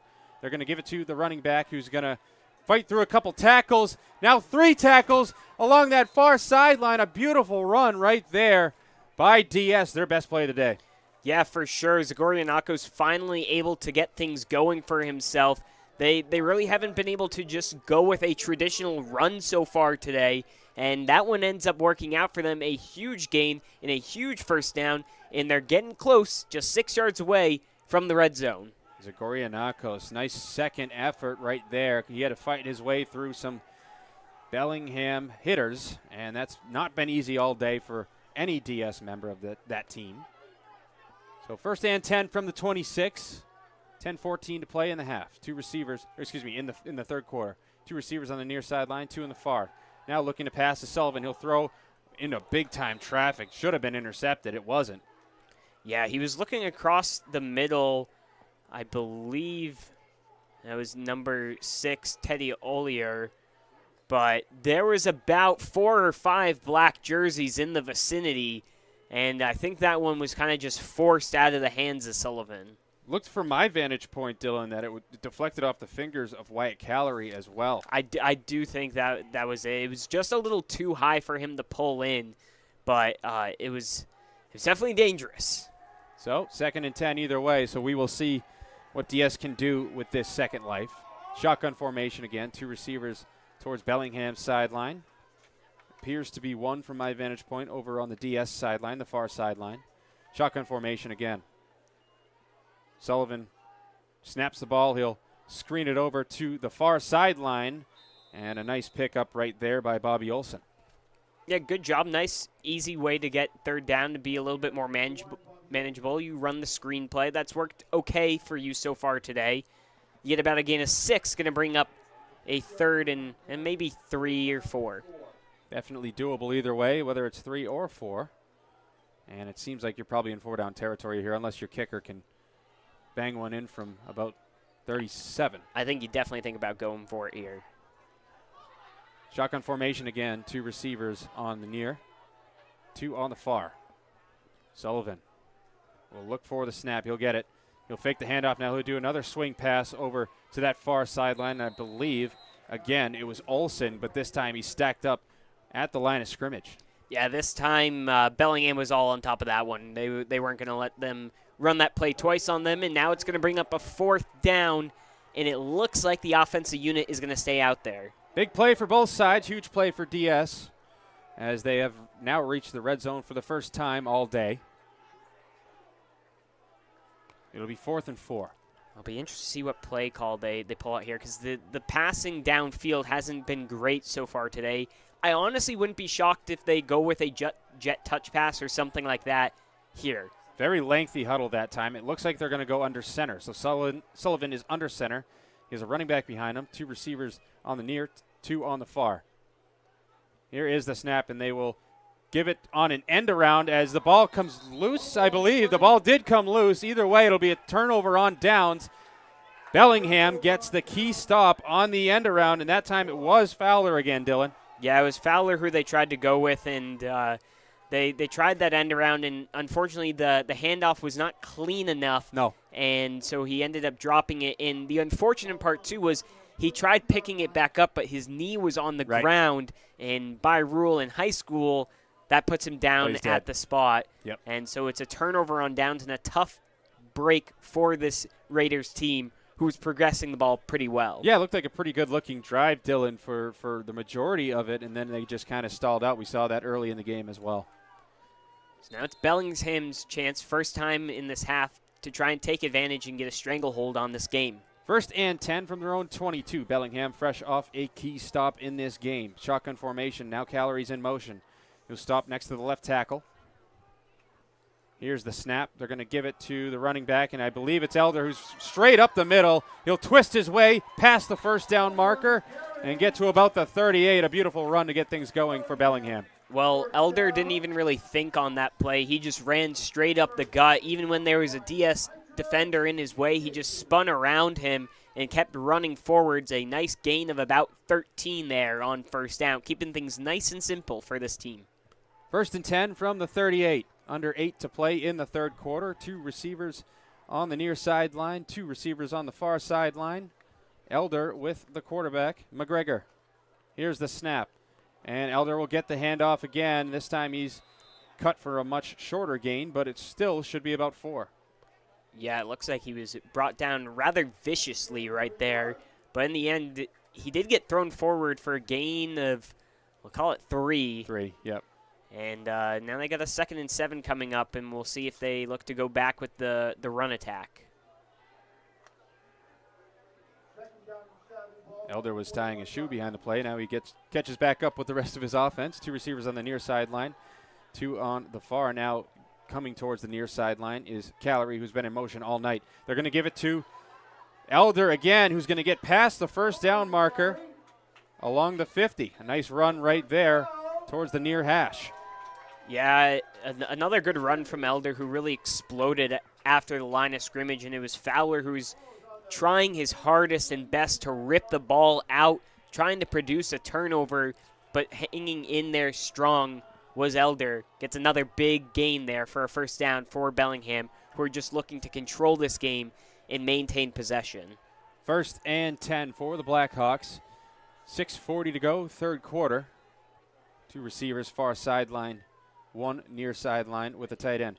Now the near sideline wide receiver goes in motion. They fake the end around. They'll give it to Elder along the near sideline, who pushes forwards for, I believe, another first down. Down to the 39 of DS.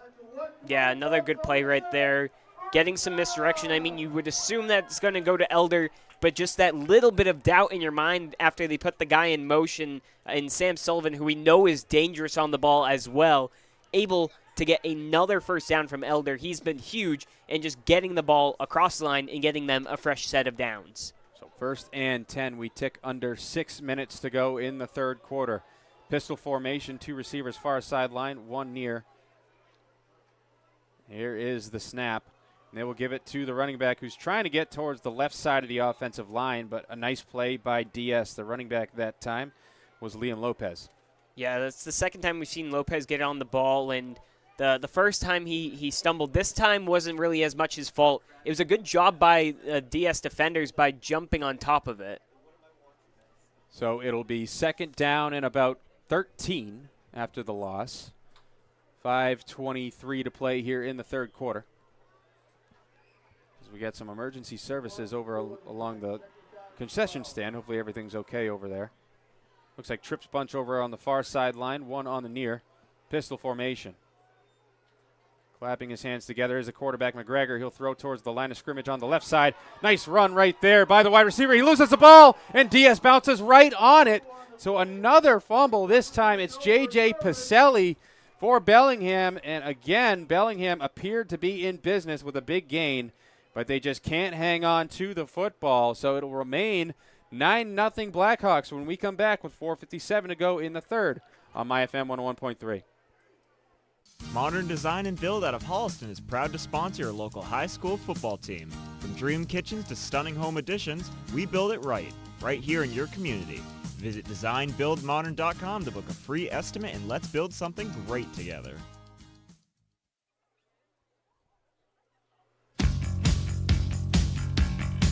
Well then, back here at Bellingham High School, where it looked like the Blackhawks were going to score some points, but not so fast. J.J. Pacelli puts the ball on the ground, and DS recovers. They'll have 1st and 10 from their own 27-yard line. Under center is Sullivan with a man in motion, and they're going to pitch it over to the man in motion, who's going to throw along the near sideline. It's a double pass, and it's incomplete. A trick play finally from Dover-Sherborn, but it doesn't happen. Well, I don't think I've ever seen a trick play like that before, where it was handed off and then it was thrown backwards, and looking deep downfield, I believe it was Ollier looking to find Fowler, who just didn't the timing just didn't quite line up on the trick play. They needed more time for Fowler to get downfield. He wasn't able to really escape his defender yet. Exactly, and that's the key right there. Somehow, some way, Bellingham didn't bite on that. Yeah. I don't know how, because there was a pitch involved, there was a screen pass over to the near sideline, and then a deep pass down the field. So DS emptying the playbook, but no cigar on that play. 2nd down and 10. 2 receivers on the near sideline, 2 on the far. Under center is Sullivan. Again, the man goes in motion. They'll fake the pitch. Now he's looking to throw. Sullivan's looking. He's deep in the backfield. He'll throw on the run, and it's caught. A beautiful play right there from DS, and he's taken down on the near sideline along the 45. Wow, what a catch. Yeah, that was just insane. Ollier able to come down with that, and it looked like they were going to struggle because blowing up that play was Wyatt Callery, who timed the snap, got into the backfield, prevented them from throwing the screen pass, but then having the wherewithal from Sullivan to roll out to his left and connect on a broken play with Ollier for a big 1st down. So 1st and 10 from their own 45. DS has 4:10 to go here in the 3rd quarter. 2 receivers near sideline. 2 receivers spread out far sideline. Early movement for sure. I thought I saw the wide receiver, number 6, Ollier, move early. Well, you make a good play, and then you cost yourself with a flag. That's just kind of how things have gone so far today for the Raiders. Kind of shooting themselves in the foot, and it's going to back them up. And after a big 1st down conversion, they're going to have some extra yardage to deal with. So they haven't moved the ball yet. I don't know what they're waiting for, as it's still at the line of scrimmage. The sticks are 5 yards back. Now they're going to move it. My favorite thing is when the refs walk off the yardage, even though they just know. Like there's the simple math involved. There's lines on the field. If you're going back 5 yards and you're on a 5-yard marker, just move it back there. 3.5 to play in the 3rd quarter. 1st and 15. We've seen a few false starts for DS that have put them backwards on 1st down. Shotgun formation, 3 receivers on the far sideline. Here's the snap. Sullivan's looking. He's going to throw over the middle, and a lot of contact, and there's the flag. Yeah, so I was just about to say, Joe, that looked like the Bellingham defender was there just a bit too early. I thought maybe they weren't going to get the call because it didn't look like a ref was getting ready to throw a flag at first. But in my opinion, I do believe that's the right call. I agree. It looked like there was some contact a little bit early. A nice competitive play, but just a tad early. So DS is going to, I wouldn't say get bailed out, but they're going to be able to get the 1st down here now and have a fresh downs set of downs to work with. And now they're on the opposite side of the 50. So they are at the Bellingham 45. It is 1st and 10, 3:10 to play in the quarter. Empty set this, there is a running back next to Sullivan, so it'll be shotgun. 2 receivers near side, 2 far sideline. Stacked up here on the near sideline, spread out on the far. They're going to hand it off to the running back, who is invisible to me, but he'll get about 5 yards. Push towards the 40-yard line.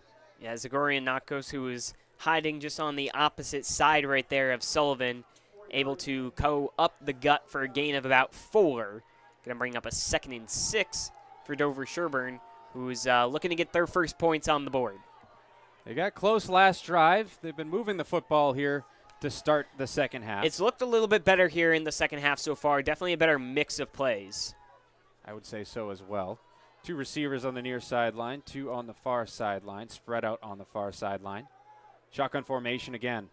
Now the man goes in motion. They're going to do the same pitch pass over to the far sideline, and getting the space is Dover-Sherborn. They're going to push towards the 20-yard line. Another great run right there from Fowler. Yeah, good job, Fowler, on the jet touch pass again. 21 yards he gets there. It looked like that it was Michael Demers who was kind of following him, but then was going to look to attack the quarterback, and instead they get the play off perfectly and able to get a huge gain. And again, when Fowler is able to find that open space, he's really able to explode, find the open field, and get huge gains for this Dover-Sherborn team. Yeah, Bellingham has been on their their heels when Fowler has gotten ahead of steam, that's for sure. 1st and 10 from the Bellingham 20. This is their second trip to the red zone as they just got to the 20 last possession. Under center is Sullivan, running back behind him. There's 2 receivers on the near sideline. Now in motion is Fowler. They're going to give it to the running back straight through. He's got a ton of space, and he'll get past the 10-yard line to about the 8. Zagaronicus. Well, that time it was actually Malachi Price in the It backfield. was. Okay. All right. They moved him into the backfield, and I believe Zagarionakos was on the outside, and Price was, who I don't think we've really seen much of so far today, was able to just explode up the middle and get a huge gain. They kind of used the misdirection again with how effective Fowler's been. So, 1st and goal for DS. Now Zagarionakos back in the backfield. 2 receivers near sideline, 2 far sideline. Ball placed at the far hash. In motion again is Fowler. Again, a jet sweep. And it's a bit of a touch pass again, and he's not going to get much. Maybe a couple. Yeah, a gain of maybe 2, bringing it close to the 6-yard line. At first, there was a little hesitation in the backfield, and I thought, was he going to pull up to pass the ball? I thought so too. Yeah, when he stopped for a little hitch step, I was a little not concerned, but I was like, oh, is he going to pass the football? Yeah, I didn't know what he was going to do, and then he tucked it back in. So now they got a 2nd down at the 6. Let's see, they gotta get points here. There's no excuse not to get points on this drive. 2nd and goal. Under a minute to play here in the 3rd quarter as we get a stoppage here. What do we got here? We got a timeout or ref stoppage, we'll say, as they're still lined up. The time is stopped completely. 53 seconds to go. Here is the snap. It's a quick throw over towards the goal line, and I believe he stacked up a yard short.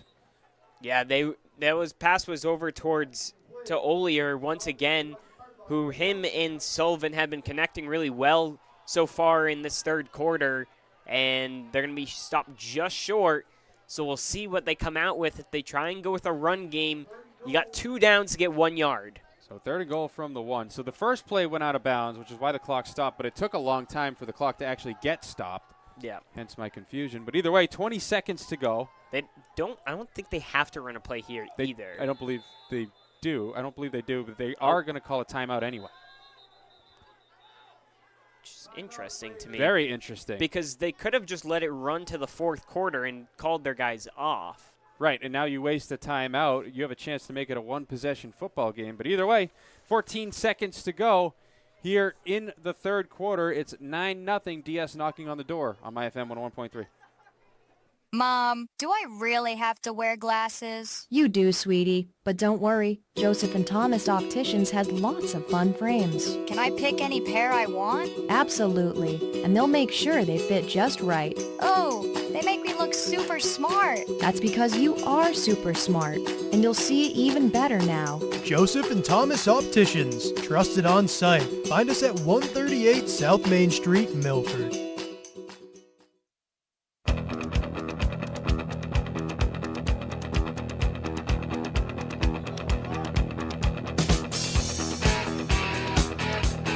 Could be the final play of the 3rd quarter. DS has the ball, 3rd and goal at the 1-yard line. Looking to score for the first time today. Bellingham has a 9-0 lead in this one. Sullivan is empty. And he's going to go under center, so you got to wonder if this is going to be a sneak. He'll snap it. He'll rush forwards. Does he get in? I don't think so. I think he's stacked up. I think Bellingham got the stop, so it should be 4th and goal, and it will be. Yeah, I think he got about a half a yard, but it wasn't enough. If he did that thing, where a lot of people don't like the play, but where you reach over the top because you do expose the ball to be fumbled, but he wasn't able to get in there. So that'll do it for the 3rd. It'll be 4th and goal. Huge play in this football game when we come back on my FM 101.3. GNC Plumbing and Heating is proud to support our local football teams and athletes. Just like a strong defense on the field, they're here to keep your home running smoothly. Big enough to tackle any project and small enough to treat you like family. Visit GNCplumbing.com to learn more. This broadcast of Milford Legion Baseball is being brought to you in part by Oliva's Market, Catering, and Gourmet Gift Shop, providing quality products and exceptional service to the greater Milford community. Oliva's will make your party one your guest will never forget. Whatever your special occasion may be, a stop at Oliva's Market, Catering, and Gourmet Gift Shop is a must. Try Oliva's homemade sausage. Oliva's Market, Catering, and Gourmet Gift Shop, the freshest cold cuts in town. Flood Fire Pro of Franklin is proud to stand with our local athletes. From floods to fire, they restore more than property, they restore peace of mind. Visit floodfirepro.com, supporting our high school football team all season long.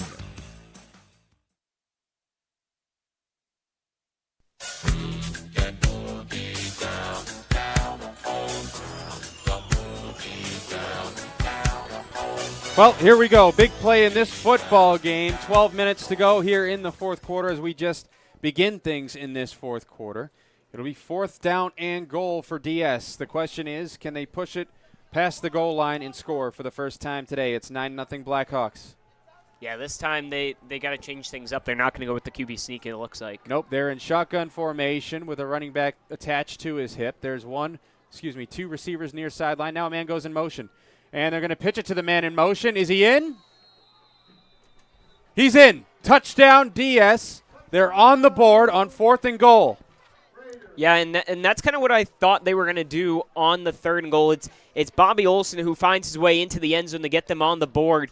I thought on 3rd down, even if you're going to go with the QB sneak, get someone in motion to get that defense thinking, get that defense kind of moving around, and not being so set on, hey, you're just going to try and sneak the ball, and all we got to do is clog up the middle. So it's a 3-point game pending the extra point. DS scores for the first time today on the first play of the fourth quarter. Little miscommunication maybe that time. A late entry to the game was the place kicker for the extra point. Well, I haven't had a kick yet today. And here's the snap, and the kick is up. And it's good. So it's a 9-7 ball game. The Blackhawks looking to put some more points up on the board. They haven't scored a ton after being very successful offensively in the past 2 weeks. We will see what they can do when we come back on MyFM 101.3. Modern Design and Build out of Holliston is proud to sponsor your local high school football team. From dream kitchens to stunning home additions, we build it right here in your community. Visit designbuildmodern.com to book a free estimate and let's build something great together.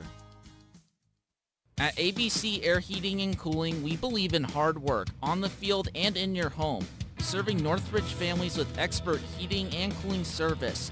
We're proud to sponsor this football season. Visit abcairheatingandcooling.com, where comfort wins.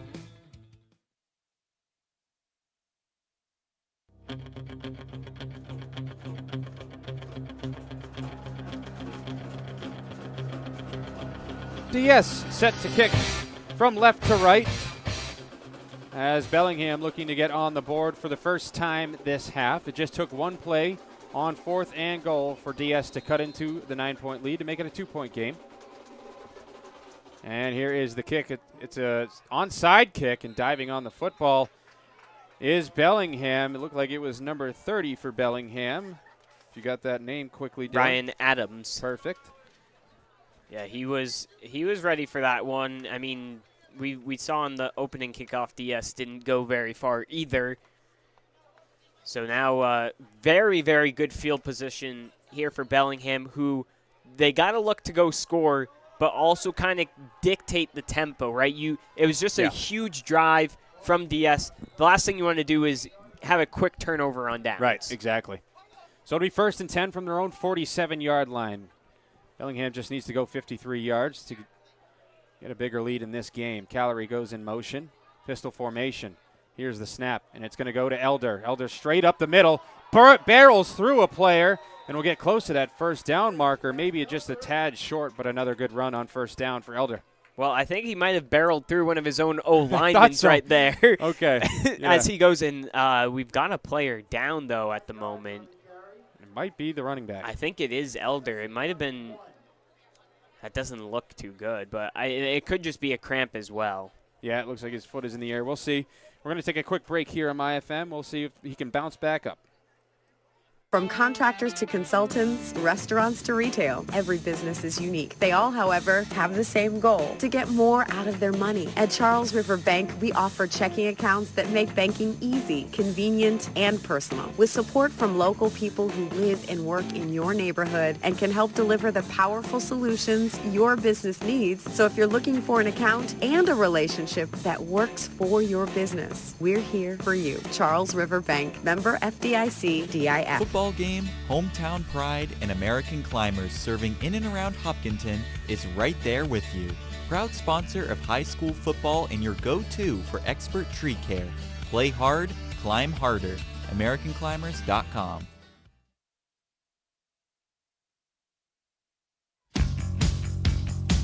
Elder sprints back to the sideline, most likely just a cramp. We get back to action, pistol formation. As we get the handoff to the new runner for Bellingham. He's got a huge hole to the 35 of DS, down to about the 33, and it's Mason Alger, his first handoff of the day. Well, yeah, how about that to introduce yourself into the game? I mean, your running back goes down with a cramp, and you get your opportunity here. You explode through the hole and get a big first down. Saw a lot of Mason Alger against Westwood earlier in the year. He had a very successful game. Elder still along the sideline looking to get stretched out. So Alger will remain on the field. It'll be 1st and 10 from the DS 34, 10:45 to play in the fourth. McGregor fakes the snap now. He'll take it.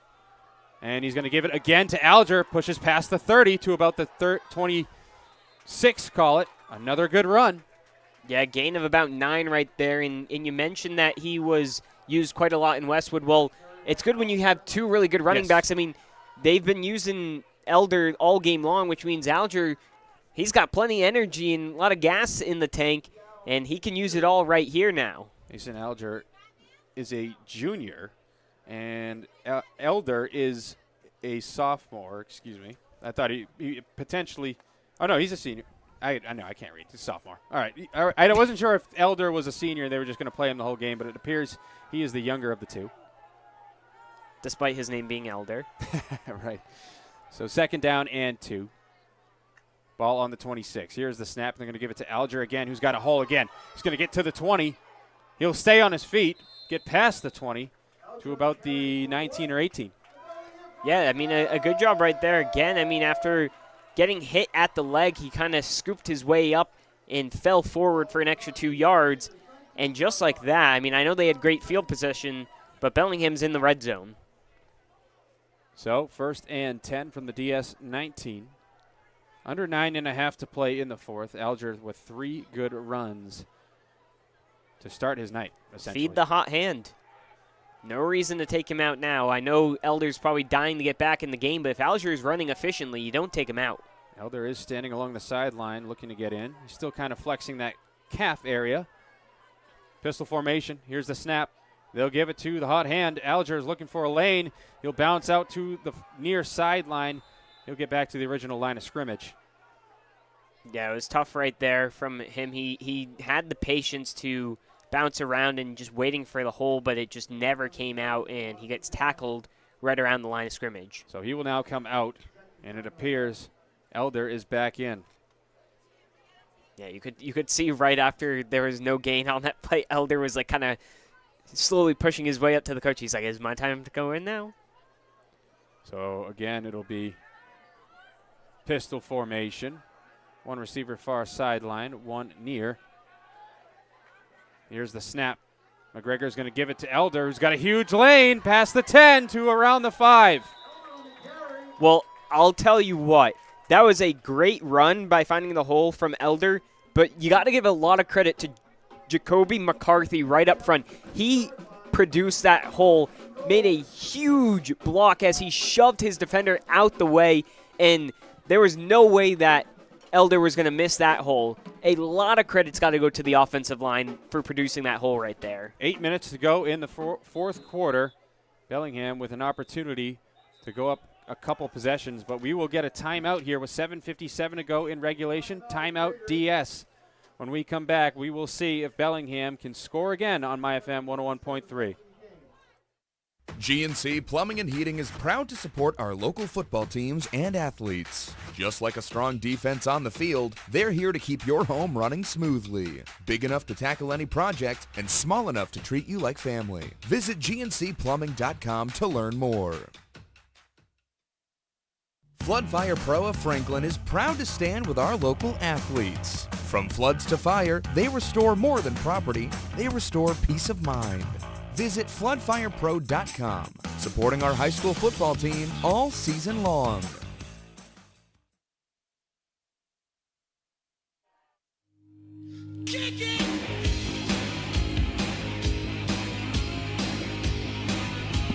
First and goal for Bellingham. 9-7 is your score. The Blackhawks looking to pad onto their lead. It's a narrow one here in Bellingham. Bellingham is 3-2. DS keeping it close. They are 0-5, but they got to be proud of their effort so far.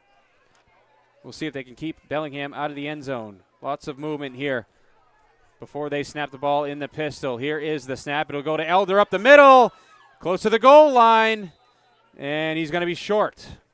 Well, yeah, he exploded through the line of scrimmage, right through the offensive line, and you thought he was going to fly into the end zone, but he was met by a brick wall right there and stopped right on the goal line, and so they'll have to try and go at it once again.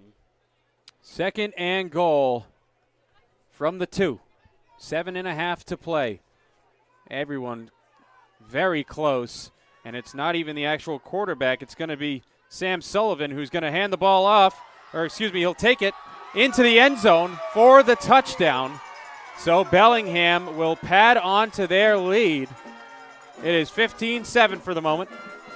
Well, really good job right there from them, as it was Sullivan who ended up keeping it in, scooping his way out towards the outside. Getting a guy who's able to carry it himself or hand it off makes it a lot more dangerous, and able to get themselves on the board, and if they can hit this extra point, it'll be a 2-possession game. 15-7, Bellingham leads with 7:16 to play in the fourth quarter, pending the extra point. Barrasso is the extra point kicker. Bit of a high snap that time, but getting it down nicely was the place kicker, and it'll go straight through. It is 16-7 Bellingham, and we will see what DS can do when we come back on MyFM 101.3. At Imperial Cars, we're proud to support our local schools by contributing a portion of our business proceeds to purchase notebooks, binders, pens, pencils, crayons, markers, and other classroom essentials. Our Crayon the Van initiative is providing hundreds of local students and teachers with the school supplies and classroom supplies they need for a strong start to the school year. Because every student deserves a strong start. For over 30 years, Imperial Cars has been getting your family safely down the road and driving community impact.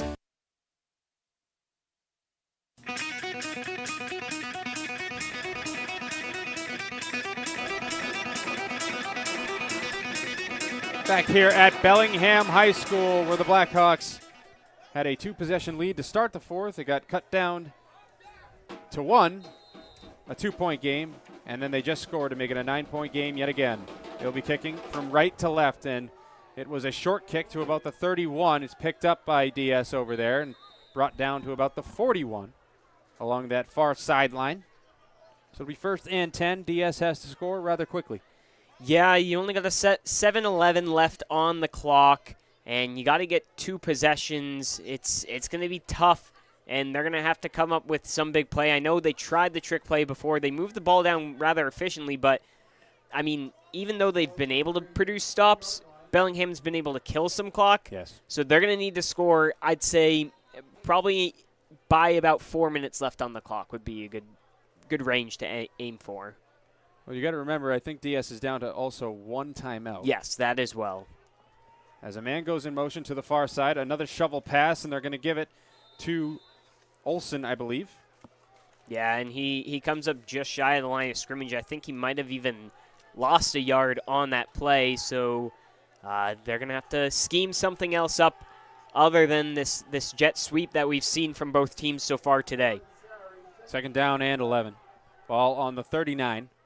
6:45 to play in the fourth. They're in the huddle, not working with too much tempo just yet, but they do quickly get to the line. Under center now is Sullivan. Couple wide receivers on the near sideline. Couple on the far sideline. Running back behind Sullivan. Man in motion. They'll give it to the running back straight through.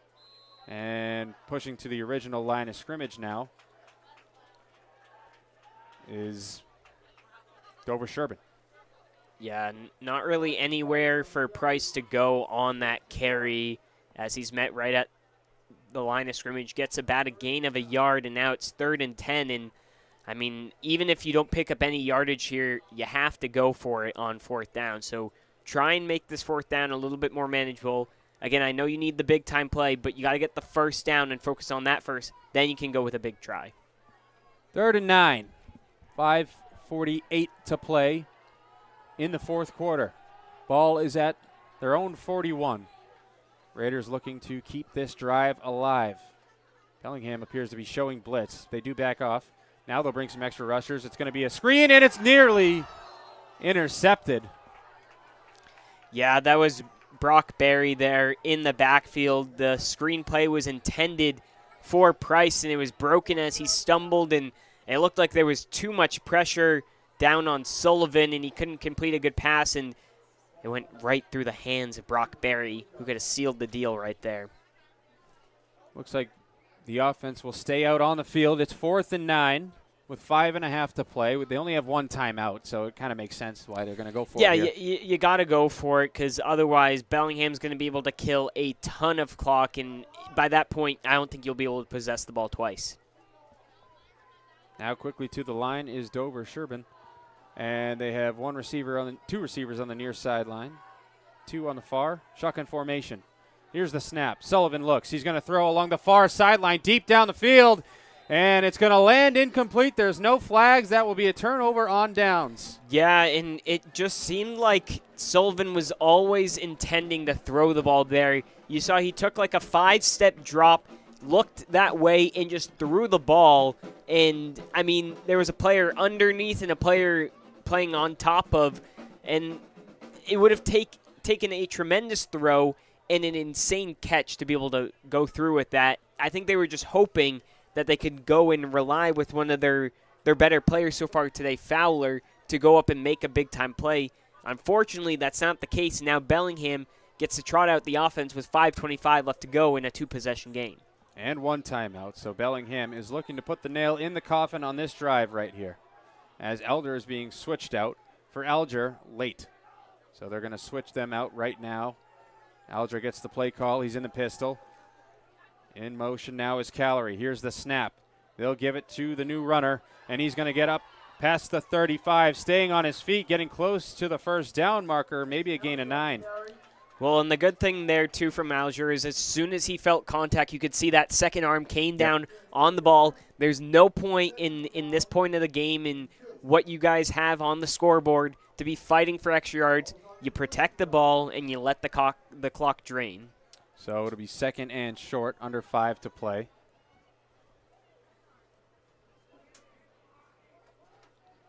And you keep Alger out there. 1 receiver on the far sideline, 2 on the near sideline. Pistol formation. Yet again, they are taking their sweet time. 4.5 to go here in regulation.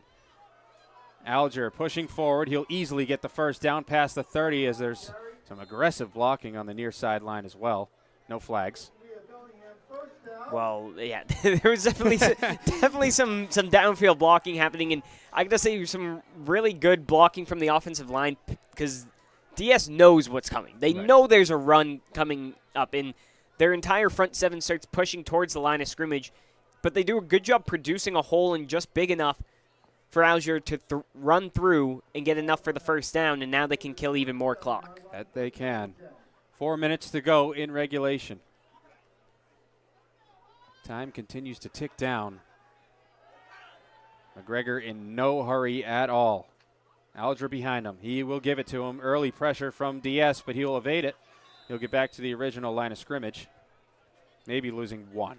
Well, in that time, there was 8 DS players within 3 yards of the line of scrimmage. They had 5 guys on the line. The 3 linebackers were just 3 yards back, and they all know what's coming. And Alger tried his best after the run was designed to go up the middle to try and bounce towards that far side, and unfortunately he was tracked down, and so he's not really able to get anywhere.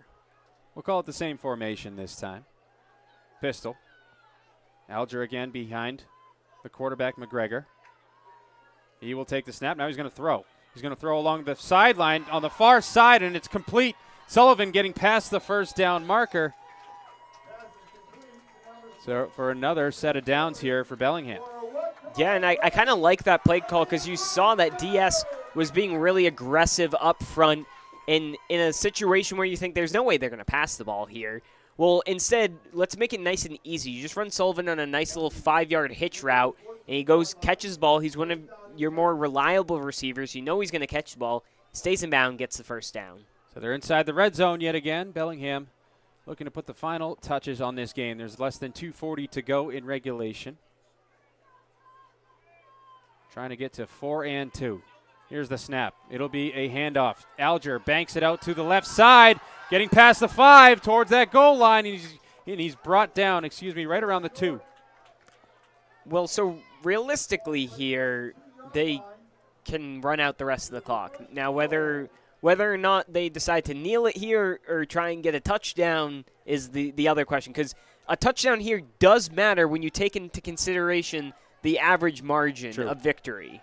And with DS being 0-5, you want to get as many points as you can, I'd imagine. Well, that as well, but we know that Coach Haddad has talked about how the average margin or point, I can't even speak. Differential. The difference in points does matter when it comes to the power rankings and making the playoffs. In fact, that's how they missed out on the playoffs last season.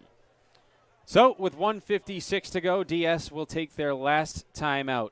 We will come back and close things out here on MyFM 101.3.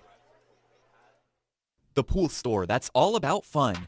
Let the pool and spa experts at Crystal Pool and Spa of Bellingham be your source for all your pool and spa supplies. Crystal Pool and Spa is the area's leading pool store for families who want to spend less time maintaining the pool and more time enjoying it. Crystal Pool offers the largest selection of pool products under one roof to meet your pool needs and budget. Booking now for openings and closings for 2026. Crystal Pool and Spa, Route 140 in Bellingham, 508-966-1322.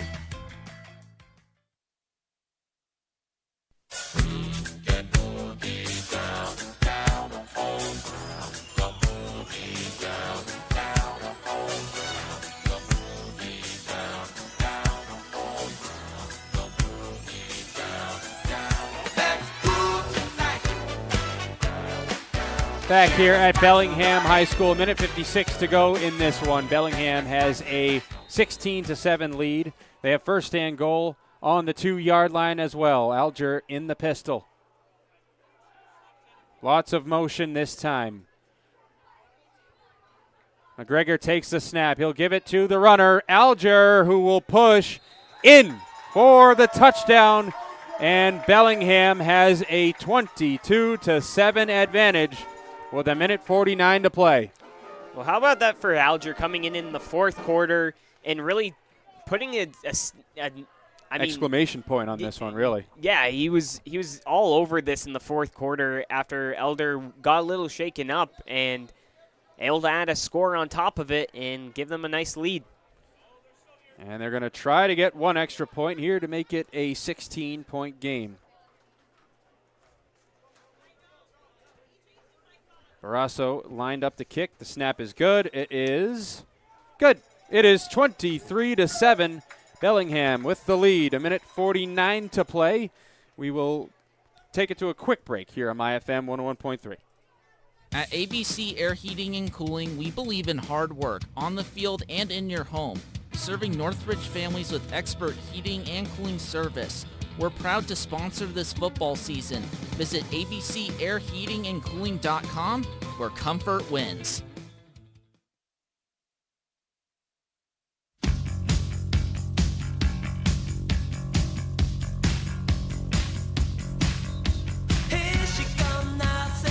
Back here at Bellingham High School, minute 49 to play. 23-7, Bellingham with the lead. Joe Rice, Dylan Patemry, bringing you live action here on Thursday.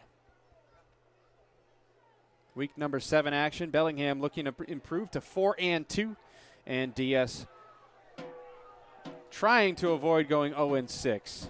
Though it's not looking great right now.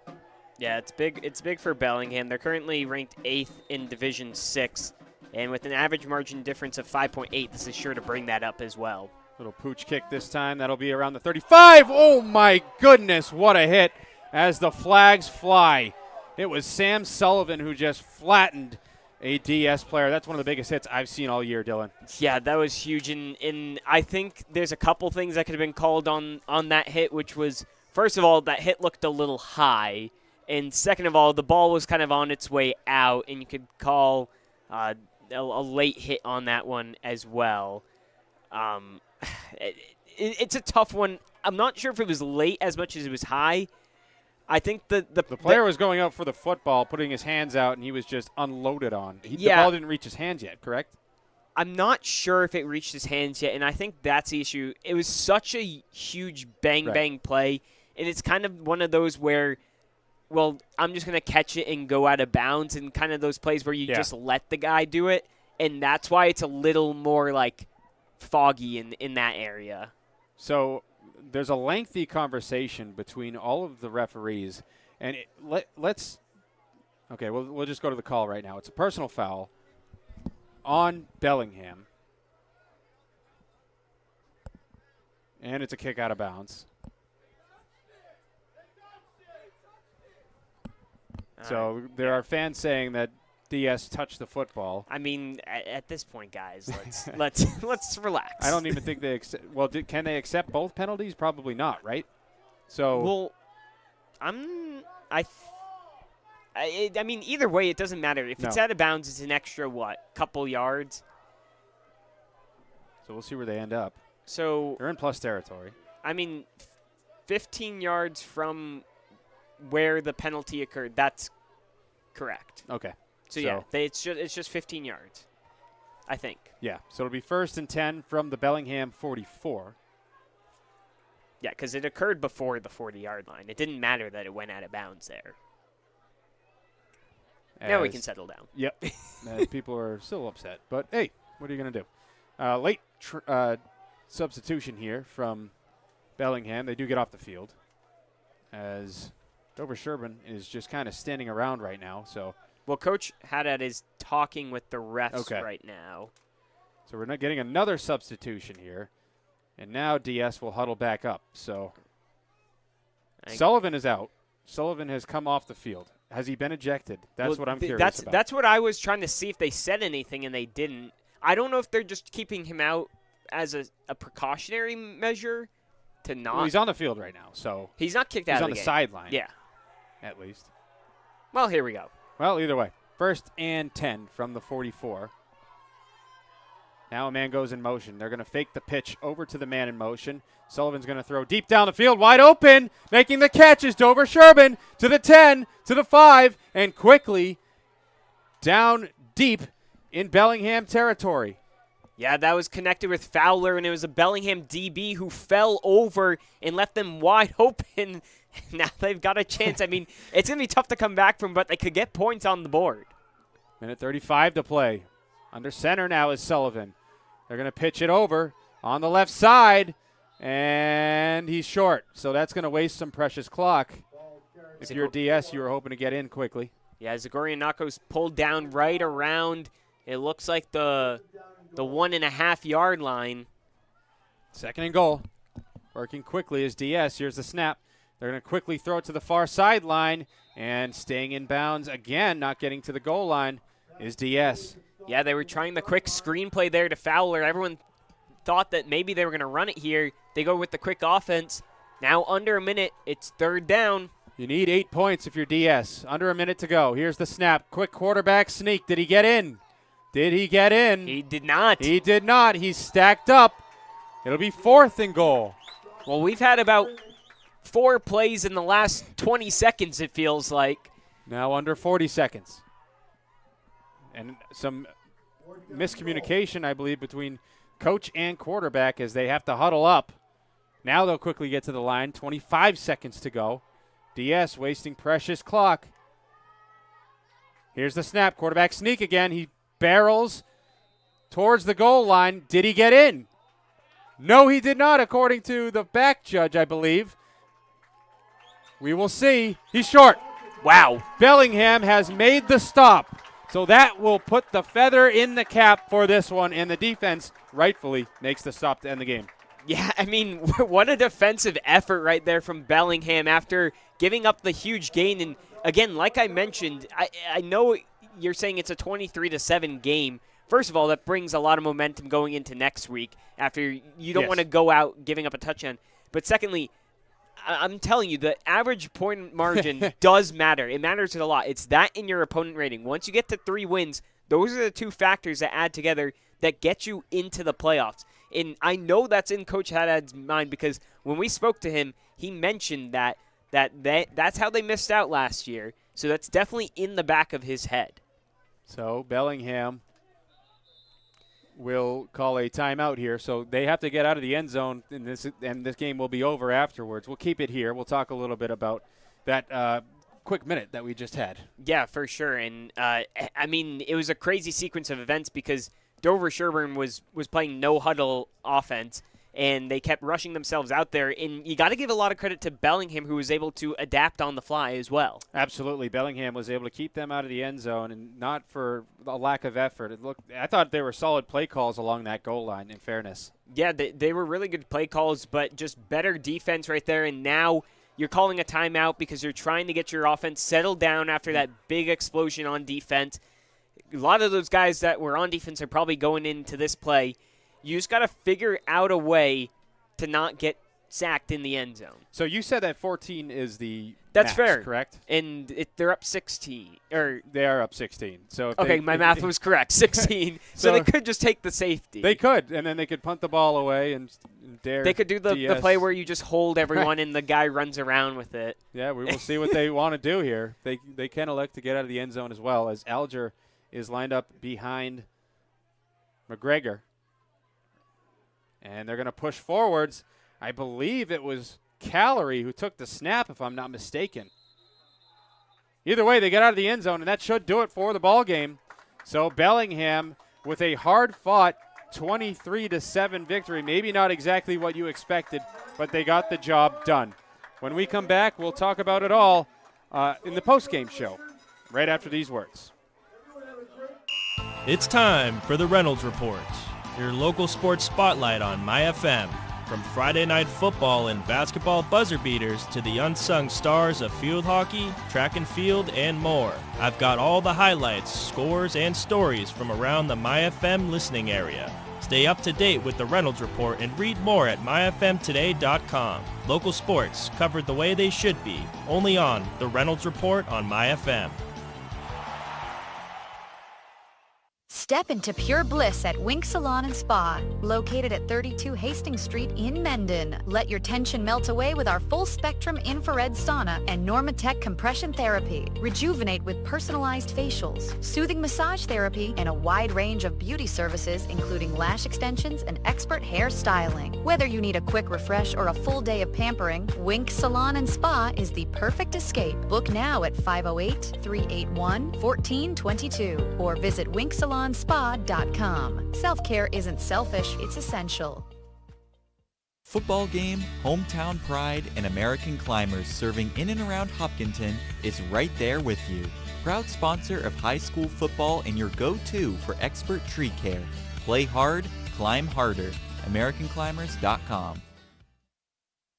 This broadcast of Milford Legion Baseball is being brought to you in part by Oliva's Market, Catering, and Gourmet Gift Shop, providing quality products and exceptional service to the greater Milford community. Oliva's will make your party one your guest will never forget. Whatever your special occasion may be, a stop at Oliva's Market, Catering, and Gourmet Gift Shop is a must. Try Oliva's homemade sausage. Oliva's Market, Catering, and Gourmet Gift Shop, the freshest cold cuts in town. GNC Plumbing and Heating is proud to support our local football teams and athletes. Just like a strong defense on the field, they're here to keep your home running smoothly. Big enough to tackle any project and small enough to treat you like family. Visit GNCplumbing.com to learn more.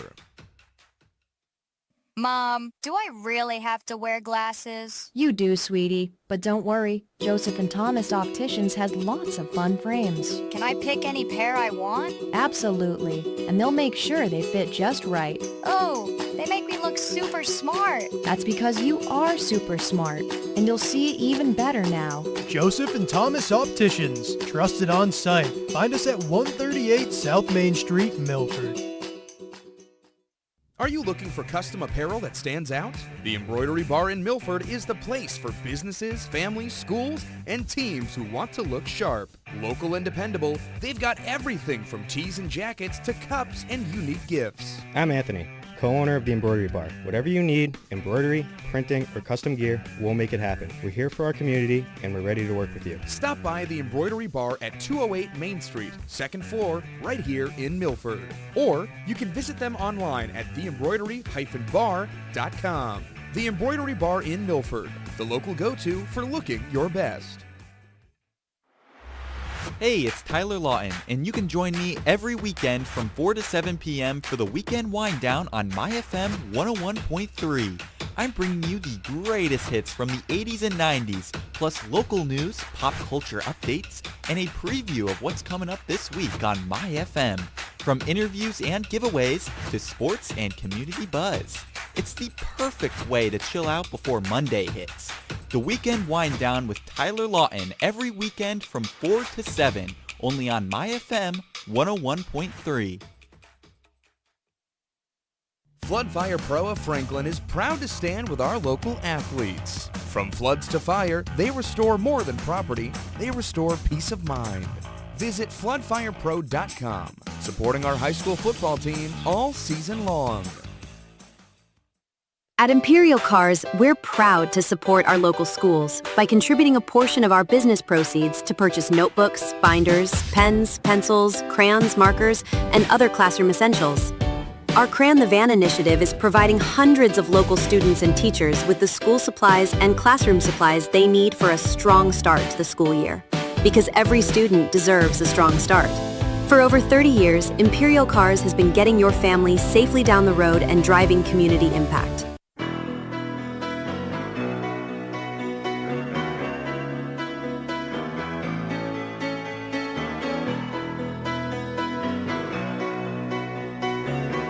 Well, DS never stopped believing in this one, Dylan, as we are at a 23-7 final, but it was Bellingham who pulled this game through.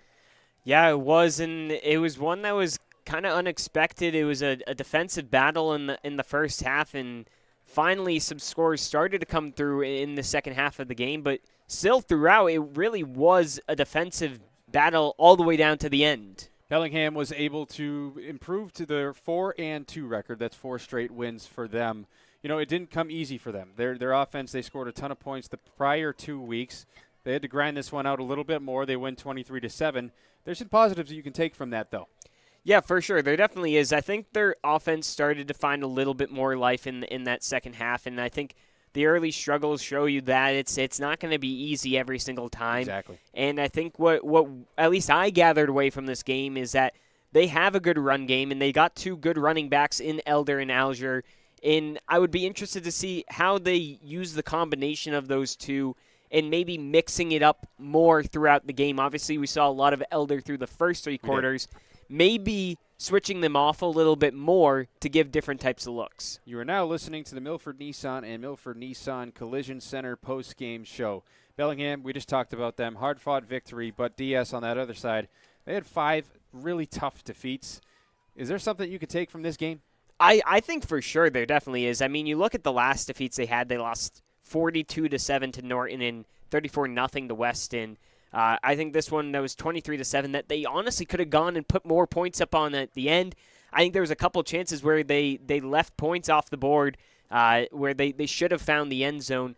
And again, this second half was kind of where their offense started to find it. I think they started to form somewhat of an identity to their team. And I think it's only a matter of time for a team like this who's kind of trying to build themselves up, right? They're not the most well known for this, but trying to build themselves up and can take something going into the future. All right, let's get to the Pepperoncini's player of the game. There's not going to be just one tonight. No, there's not. It's going to be a whole lot of players because we're going to give it to the entire Bellingham defense. So go ahead and call back to the station to Nate and tell him that the Bellingham defense is your players of the game for today because they were absolutely outstanding. They were, and they had to come through in a few situations in the red zone. I think their defense allowed only one touchdown in the red zone. They were 1 for 3, I believe, DS. So nice job clamping down, bending but not breaking in the second half. Yeah, and especially on that last possession as well where you thought there was a broken down play, a DB falls over down at about the 4-yard line in 4 quick plays and a huge stop right there on 4th down to prevent them to get in and close out the game. All right, well, that's going to do it for us from Bellingham. For everyone involved, we thank you very much for listening. Have a great night, everybody. Stay tuned tomorrow for some more action in Week 7.